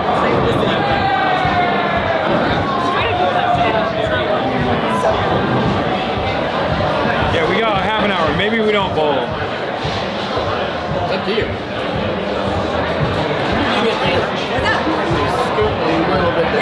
Yeah, it's the microphone. Bowling alley is not the best place to do a sit-down interview. There's a lot of background noise, and chatters have been complaining about it. But you just gotta like really yell. Okay. Sorry, chatters. But you guys have been doing great. You've been great. Thank you. I mean, we can do like, how long does a game of bowling take? It's crazy. I don't know. Do you know? I mean, as long as you Yeah. want to. I think it depends. No, how long? You can kind of like dip in and out if you want to. Oh, you don't know? I Oh, you don't know? March was like, oh, that's crazy, you don't know. And I asked him, how long do you think it is? And he said, One game's like 25, 30 minutes. Yeah. we can play one Maybe game. Depends on how many players. Yeah, depends on how many players. If there's only a few of us, we'll go lickety split. Let's do one game. Alright. Thanks for letting me crash here. Oh, so you're dipping? No, you're playing. Just kidding. Oh. The lanes are not ready. The lanes are not ready, never Alright, mind. never mind. Damn. I You got was sick. comfortable. I think she's a demon. I'm actually a shark. Yeah. I think she's a demon I can see bowler. it. I can see Because I literally was like, let's not do bowling. I was like, oh, I actually really love bowling. And yeah, Andrew was like, we have to bowl. Claire's cracking the whip. She put her foot down. She's like, we're bowling. I have a feeling that you are.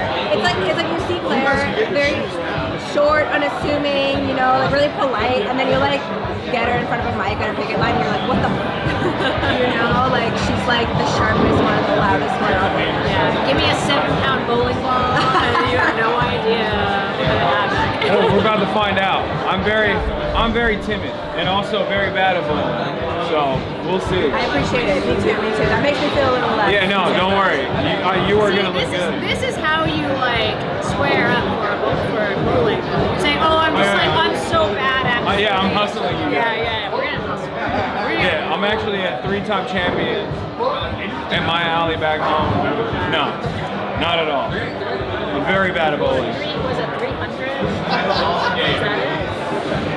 I see. I don't know. I don't know. The last time I bowled, I actually had a nice little staff retreat. I embarrassed myself. Does this one have the crazy animations? That's what I like at the bowling alley. Oh, I don't know. I don't remember. I haven't been here in like years. When's the last time you bowled? The Nice Nut staff retreat a year ago or so. When's the last time you bowled? I feel like at a random birthday party a few years ago. A few years ago? I'm busy. That's Over here, like, you know, at the assembly, running for Congress, you know? No, we need more time for hobbies, for like a random bowling night, you know? 4-day work week. Yeah, 4-day work week, yeah. What are some of your hobbies? Both of you guys. Oh, I don't have hobbies anymore. I love hanging out with my cat. I'm a gardener. I love gardening. Not so much recently because it's so cold. But I'll be doing my seedlings indoors, raising a little garden soon. Touching grass. So I also no longer really have hobbies because I'm too busy. However, I am a crafter. I'm super proud of the Halloween costume that I made for my kid. I was Universal Child Care, so I dressed up in like a onesie that had the galaxy on it, and I sewed little babies on myself. So I was Universal Child Care. And then my kid was an MTA driver, so I sewed like a little MTA patch. You are a nerd. I am such a nerd. That's crazy. Oh my god. That's what you chose for Halloween? Of course. Universal Child. That's worse than me. My chatters make fun of me because I have no hobbies and all I do is stream and this basically. This is all I do. Turns out I'm not alone here. That's good. Oh, no. See? Total nerd. What were you for Halloween? What was I for Halloween? I don't even remember. Did I even go out on Halloween? Marsh, did I go out on Halloween? Chat. What was the song? Oh, I was Superman. Nice. Yeah, that was for stream. Can I show you my Halloween costume? Yes. That's crazy. That's very cute though. That is so cute. That's awesome. And you gotta just like, you know, even have like the butt, like the little like, and of course that's all him, but you got like the bus driver. Yeah, he's got the bus driver belly. So cute. That's perfect. Yeah. Just swapping lanes, they're getting shoes back, and then we're good to go. Okay. We need shoes. You all do need bowling shoes. Yeah. Damn, she does not know anything about bowling. That's so crazy. should we try and keep the pins up, or do we? We're not rolling with bumpers here, right? We're doing it for real. We're doing it live. We're doing it live. We're rolling for cash, too. Yeah. So yeah, I also have a little baby, so I definitely. I feel that. What about TV shows? You guys watch TV shows? I'm watching Game of Thrones for the first time right now. Oh, get ready for disappointment. Damn. Don't do that to her. I mean, it's true though. After a certain point, it's going to be very disappointing. In the beginning, it's awesome. It's so good so far. I just watched the Red Wedding episode like a week ago, and I was like, I watched season 1, and I couldn't wait for season 2, so I read all the books. oh wow. And then I never went back to watching it. So I never actually ended up watching Game of Thrones. But did you watch it when it was like out originally? I watched the first season when it was out originally, and I was like, oh, I can't wait for this. This is ridiculous. So I read all the books. Yeah. And then I never went back to watching the show. Okay. But I've heard great things and then very sad things. Okay. All right. Well, I'm on the great. I'm on the up and off, so like no spoilers. What about you? What do you want? I'm all in on the pin right now. Ooh, I've heard good things. I've heard good things. I've heard it's actually kind of lefty. Yeah, it's a little like pedantic sometimes, but I'm having a good time. It's fun. It's I've heard woke. the nurses are fans. It's a little woke. First season is very woke, but I didn't like the second season as much. Okay. But we'll see. Maybe it's good. I started watching the second season and I was like, it doesn't hit as hard as the first one. But yeah, it was very good. And all the healthcare professionals I've talked to have said like this is exactly what an emergency room is like. Oh wow. And they do it hour by hour, like 24. So it's like every hour in the show is a real hour in the real world. It's good. It's fun. I never saw 24, and so when it came out, I was like, it's hour by hour. And I was like, yeah, like 24. I also watch a lot of anime, but I assume you guys are not big anime fans. What are you watching?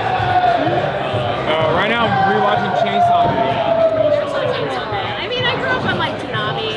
Oh, you did? Cowboy Bebop, Inuyasha, etc. Okay. Yeah. What was your favorite? I like Cowboy Bebop a lot. It had a beautiful campus too. That was Kiki's delivery service for Halloween. Okay, that's a much more It's much more normal. much more normal costume than universal child care. Listen. Yeah, like very proud nerd. And actually, that costume, I met like a really good friend through that, who like became like a campaign volunteer. She like saw me in the street with a costume and was like, "You're always universal childcare." You're always hustling. Dude, I'm hustling. Yeah, we got it. Yeah, Sigma grind set. Are you guys Twitter brain rotted or not? I actually deleted my Twitter after Elon Musk bought it. Smart. Yeah, but then I'm still in the trenches. Then I had to I react when I started running for office, and it's a dark place. It's a dark place. You guys know who Clavicular is? Yeah, we gotta go. Damn. Yeah, we gotta... Right on cue. God damn it, Hasan. What? Do you know my campaign manager who's Aaron for Queens on Twitter? Yeah. So two people in the past 2 days have been like, Assemblywoman, hello, and then they look at him, they're like, Aaron for Queens? They're like so excited to meet Twitter Aaron. So good.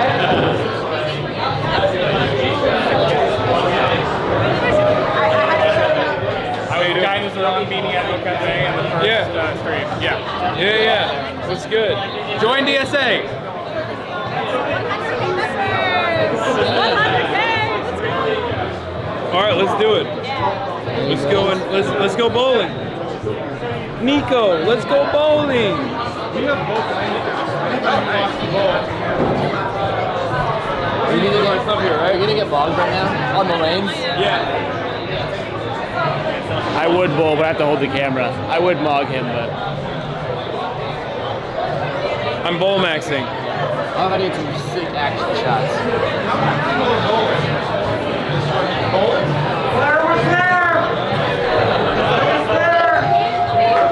Sure.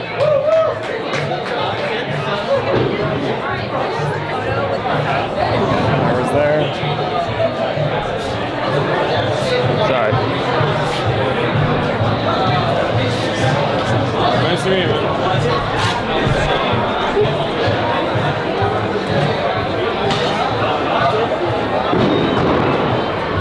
Hello.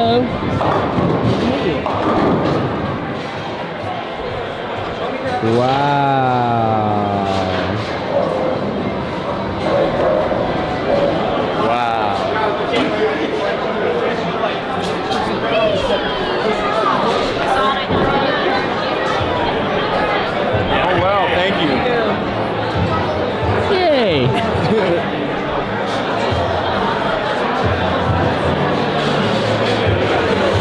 Oh yeah, you gotta get bowling shoes, bro. I know. Hasan, this is Aries. Nice to meet you. Let's get some shoes. All right, let's do it. On the side, please. Okay. You only want one shoe. Can we give you 2 shoes? We have to hold out again. That's a crazy process, but I like it. They take only one shoe from you and they hold it hostage. Called collateral. Yeah. While you wait.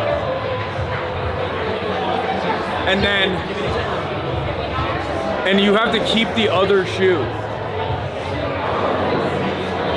Which I feel like is crazy.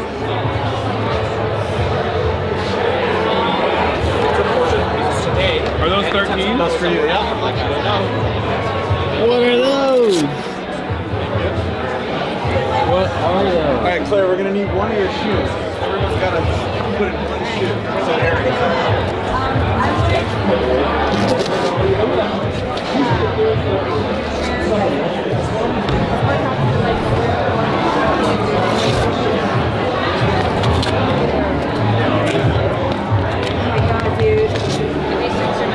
They're much larger than me. These are also like You big. gotta pay for the feet. Yeah. Sorry, that wasn't meant to be on the street. So how long are you in New York? I'm planning on leaving on Tuesday. Yo, so I got a quick info. Yeah. I worked on Yiana's campaign.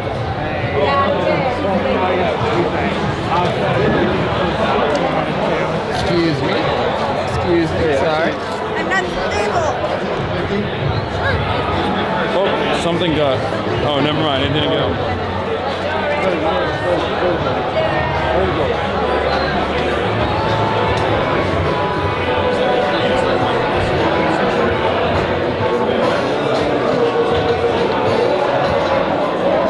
POV, you're in the popcorn maker. You're trapped. Are you here for the conference? Yeah.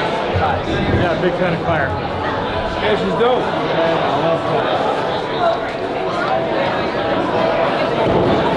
Goofy ass shoes, bro. Goofy eye. And I got the big pants on.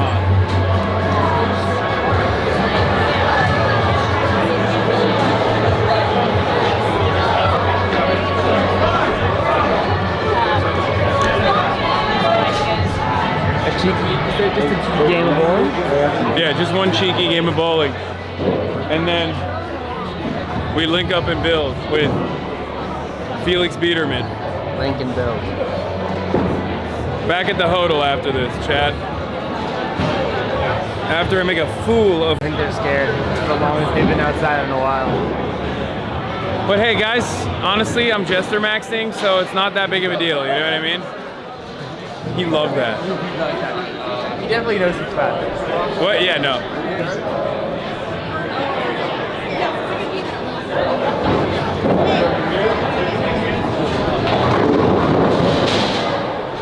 All right. These are our choices. Are you righty or lefty? Right hand. All right. All right. You have a weighing preference?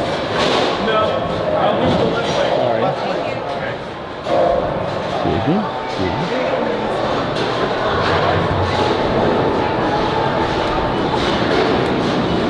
All right.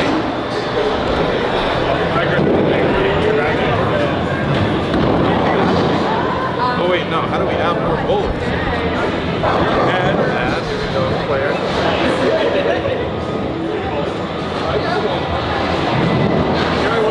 I don't think it's a touchpad. Oh. Yeah, actually, I should probably figure that out. Yiana. I'm gonna keep doing it. I'm gonna play with you guys. Y'all remember Andrew from the Zoran stream? You remember me talking about Uno's Pizza a lot?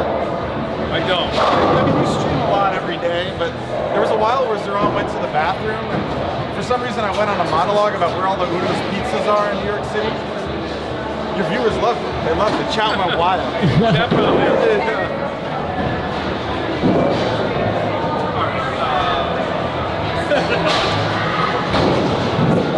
Guys, for all the people who talk shit about me not gaming,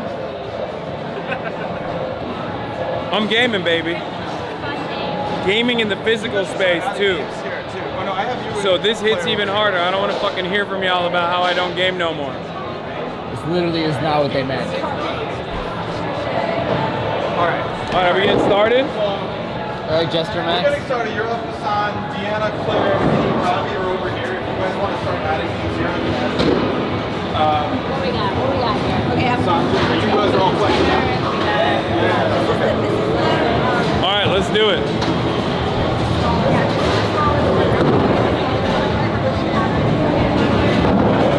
Please don't hurt me.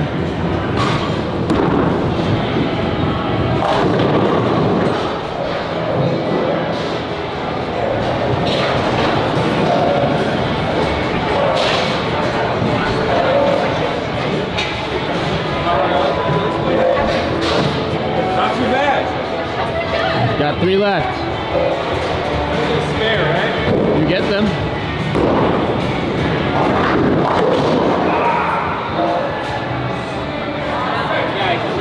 What's up, man? All right, your turn, Claire. No pressure. No, this is really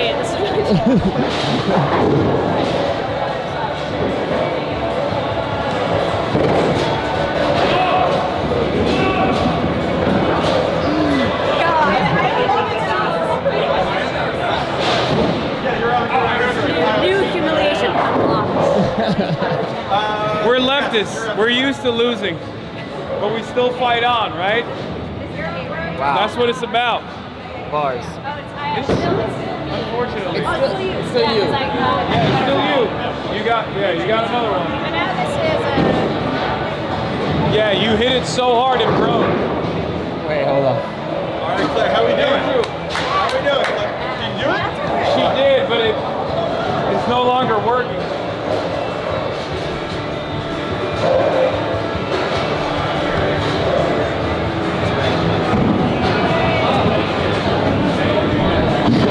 Oh no.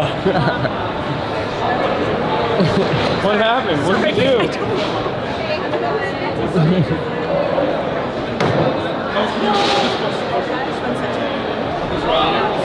This is all us. So what's wrong? Well, Claire did her first one, and then it's that. She broke it? Yeah. She broke. She's too fucking good. She got 0. They're keeping hot on the gut. Yeah, exactly.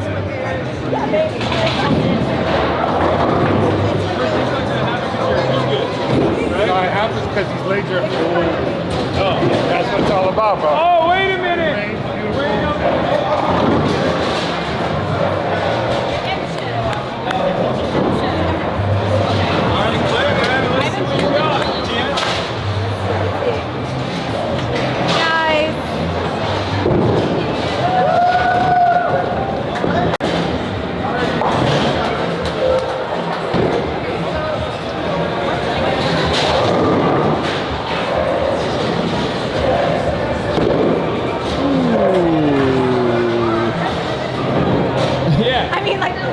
Yeah, down to the flip. But then I went to the gutter. You went to the flip and everything. Uh-oh. I'm glad that I went to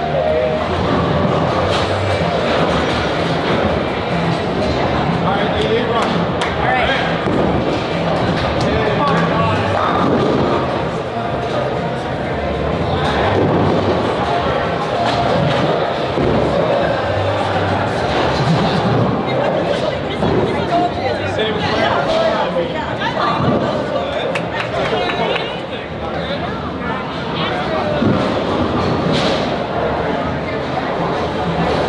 I feel much better now. I thought I was gonna get washed. Well, you go first. Right's up first.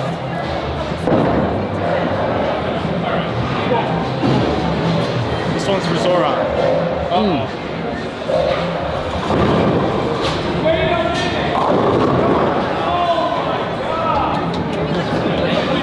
Yeah, you can't. That's excellence, public excellence. Yeah, you can't say this one's for Zoran and then fail.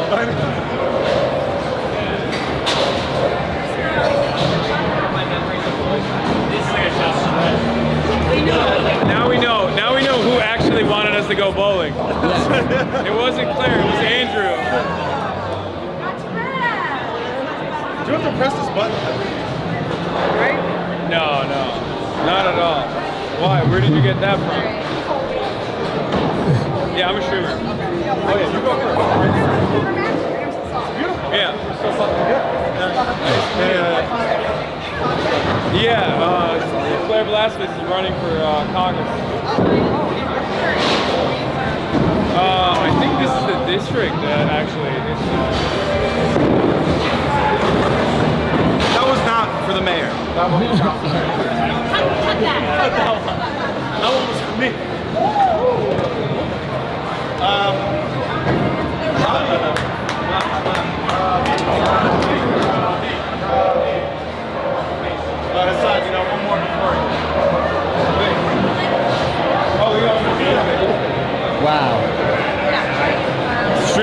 which I was like, get out of here. Wait, hold on. Mine isn't ready yet. Oh, all right. Oh, thank you. Ready? Don't wait for me. Why didn't it work? Oh, it did. Kyle. Oh, damn. Oh. Hey, strike. Yeah.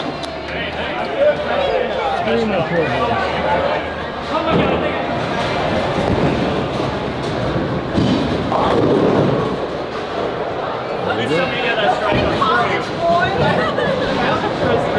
Please tell me you got that strike on the stream. I'm gonna... People ball inspection. Yeah, I was just inspecting the balls. That's what I like to do.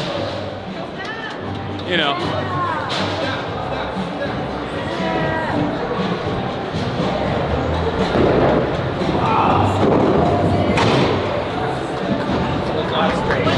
For it. All right, now you're up. We're gonna peel off before this game ends, probably. Letting you know. Hey, it's up to you. What time did Felix say? Oh, you were letting chat though. 6. Oh, we're cooked. We're gonna go like right now. What time is it right now? 5:30. Fuck. You can do like 5 minutes, maybe. To be fair, I did tell Andrew 5:30. Okay. So he knows. It's my turn. All right, end on this. Me, right?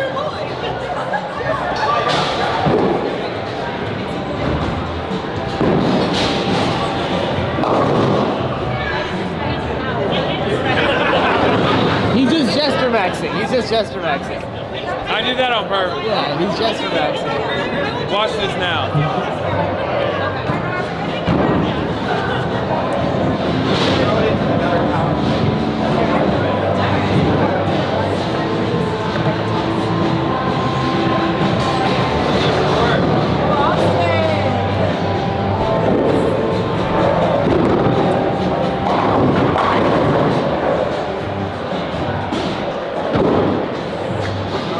That's right. Yeah. Or not. Spare. It's pretty good. He does have a 5:30 out though. What's that? We do have to we be gotta out at leave soon. 5:30. Whenever you gotta go. We'll just, you got a fundraiser to go to tonight. You have to leave it like in 20, 30 minutes. So whenever you guys are good. Damn. I wanted to hit a strike before I leave, you know? One more. We'll do one more. One more.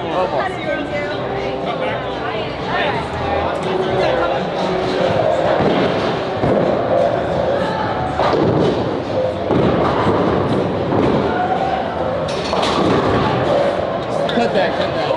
Yeah, don't. That was you didn't. Well, let's have that. Let's see that confrontation. You know, let's air it out like a Maoist struggle session. Yeah.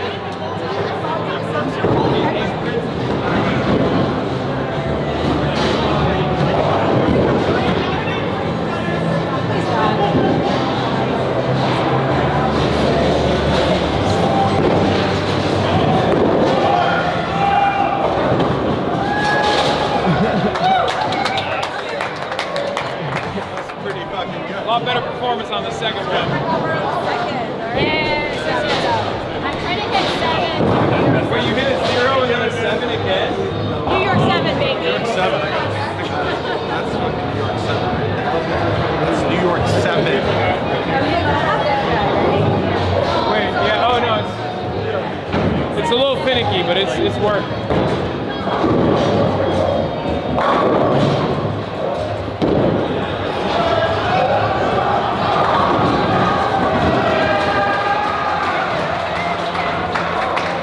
Wait, what happened? How did that? I don't know. I thought that was about the gutter.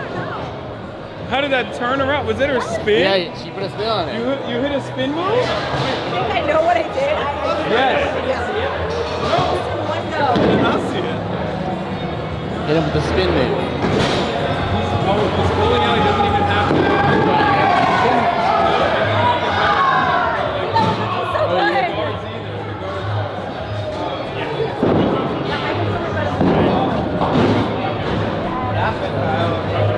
She did a barrel roll.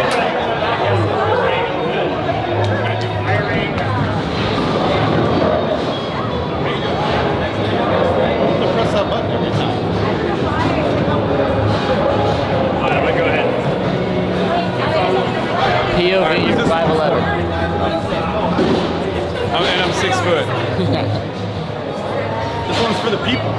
for the people. It's for the fucking people. All right, let's see. Let's see what the people get. If I strike out, then we're in Let's trouble. see what the people get.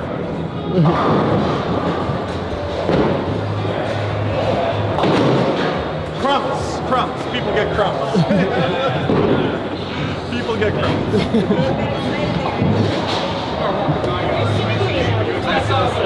Got some.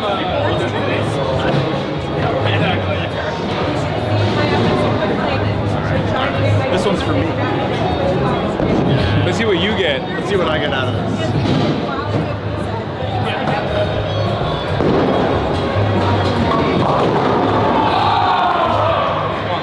One left. Almost. 5'11" chatters when I'm 6 feet tall. I got a squat.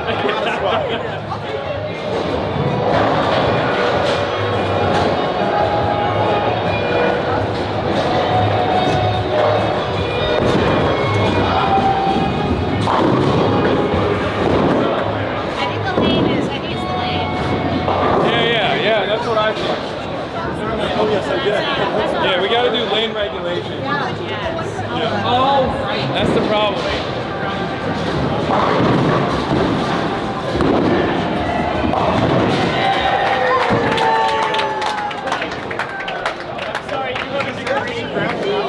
This is the last one. LG. What are you ending on? What are you ending on? Are you mogging or are you gesture maxing? I used to get so scared of like this Hitting when I your was hand? a kid, yeah. Pinching your head. Alright, are we getting a mog or a jester? I'm gesture man. This is Turkish pride right here.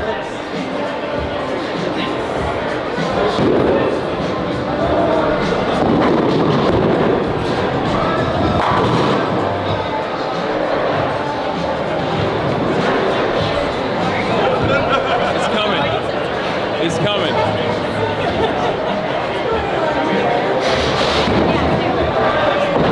He's talented in other ways, Chad. He's talented in other ways. What? Nothing. Yeah, I maxed out on other things.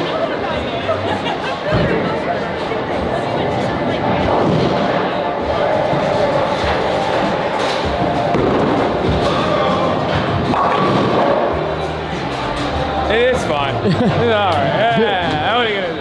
What are you gonna do? It's not your game. I think I'm still ahead of everybody. Let's see what the final score is. Which is 28. Unless, I mean, even if she strikes here. Yeah. Oh my gosh, she is!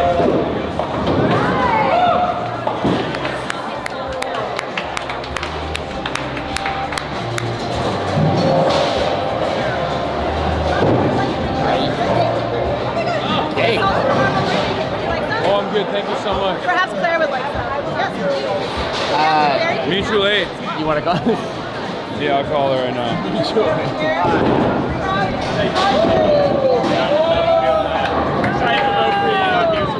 Thank you. Thanks a lot. Yeah, they brought you cake. There's cake.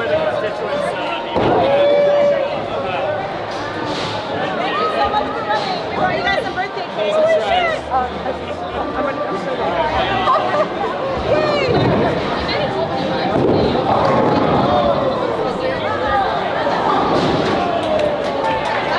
They've got one. Two strikes already, my friend.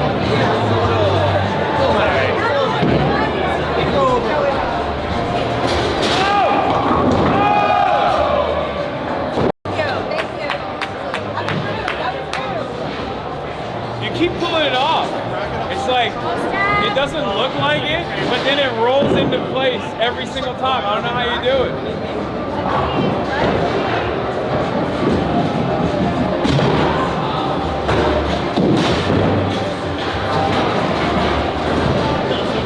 It can't all be winners.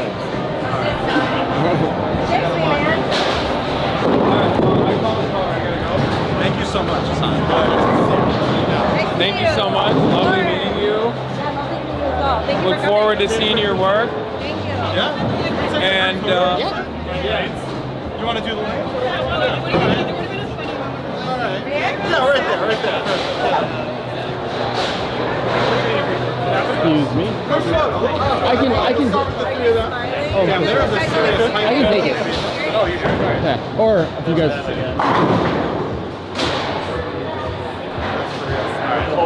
Yeah, if we can. Thank you. I got you.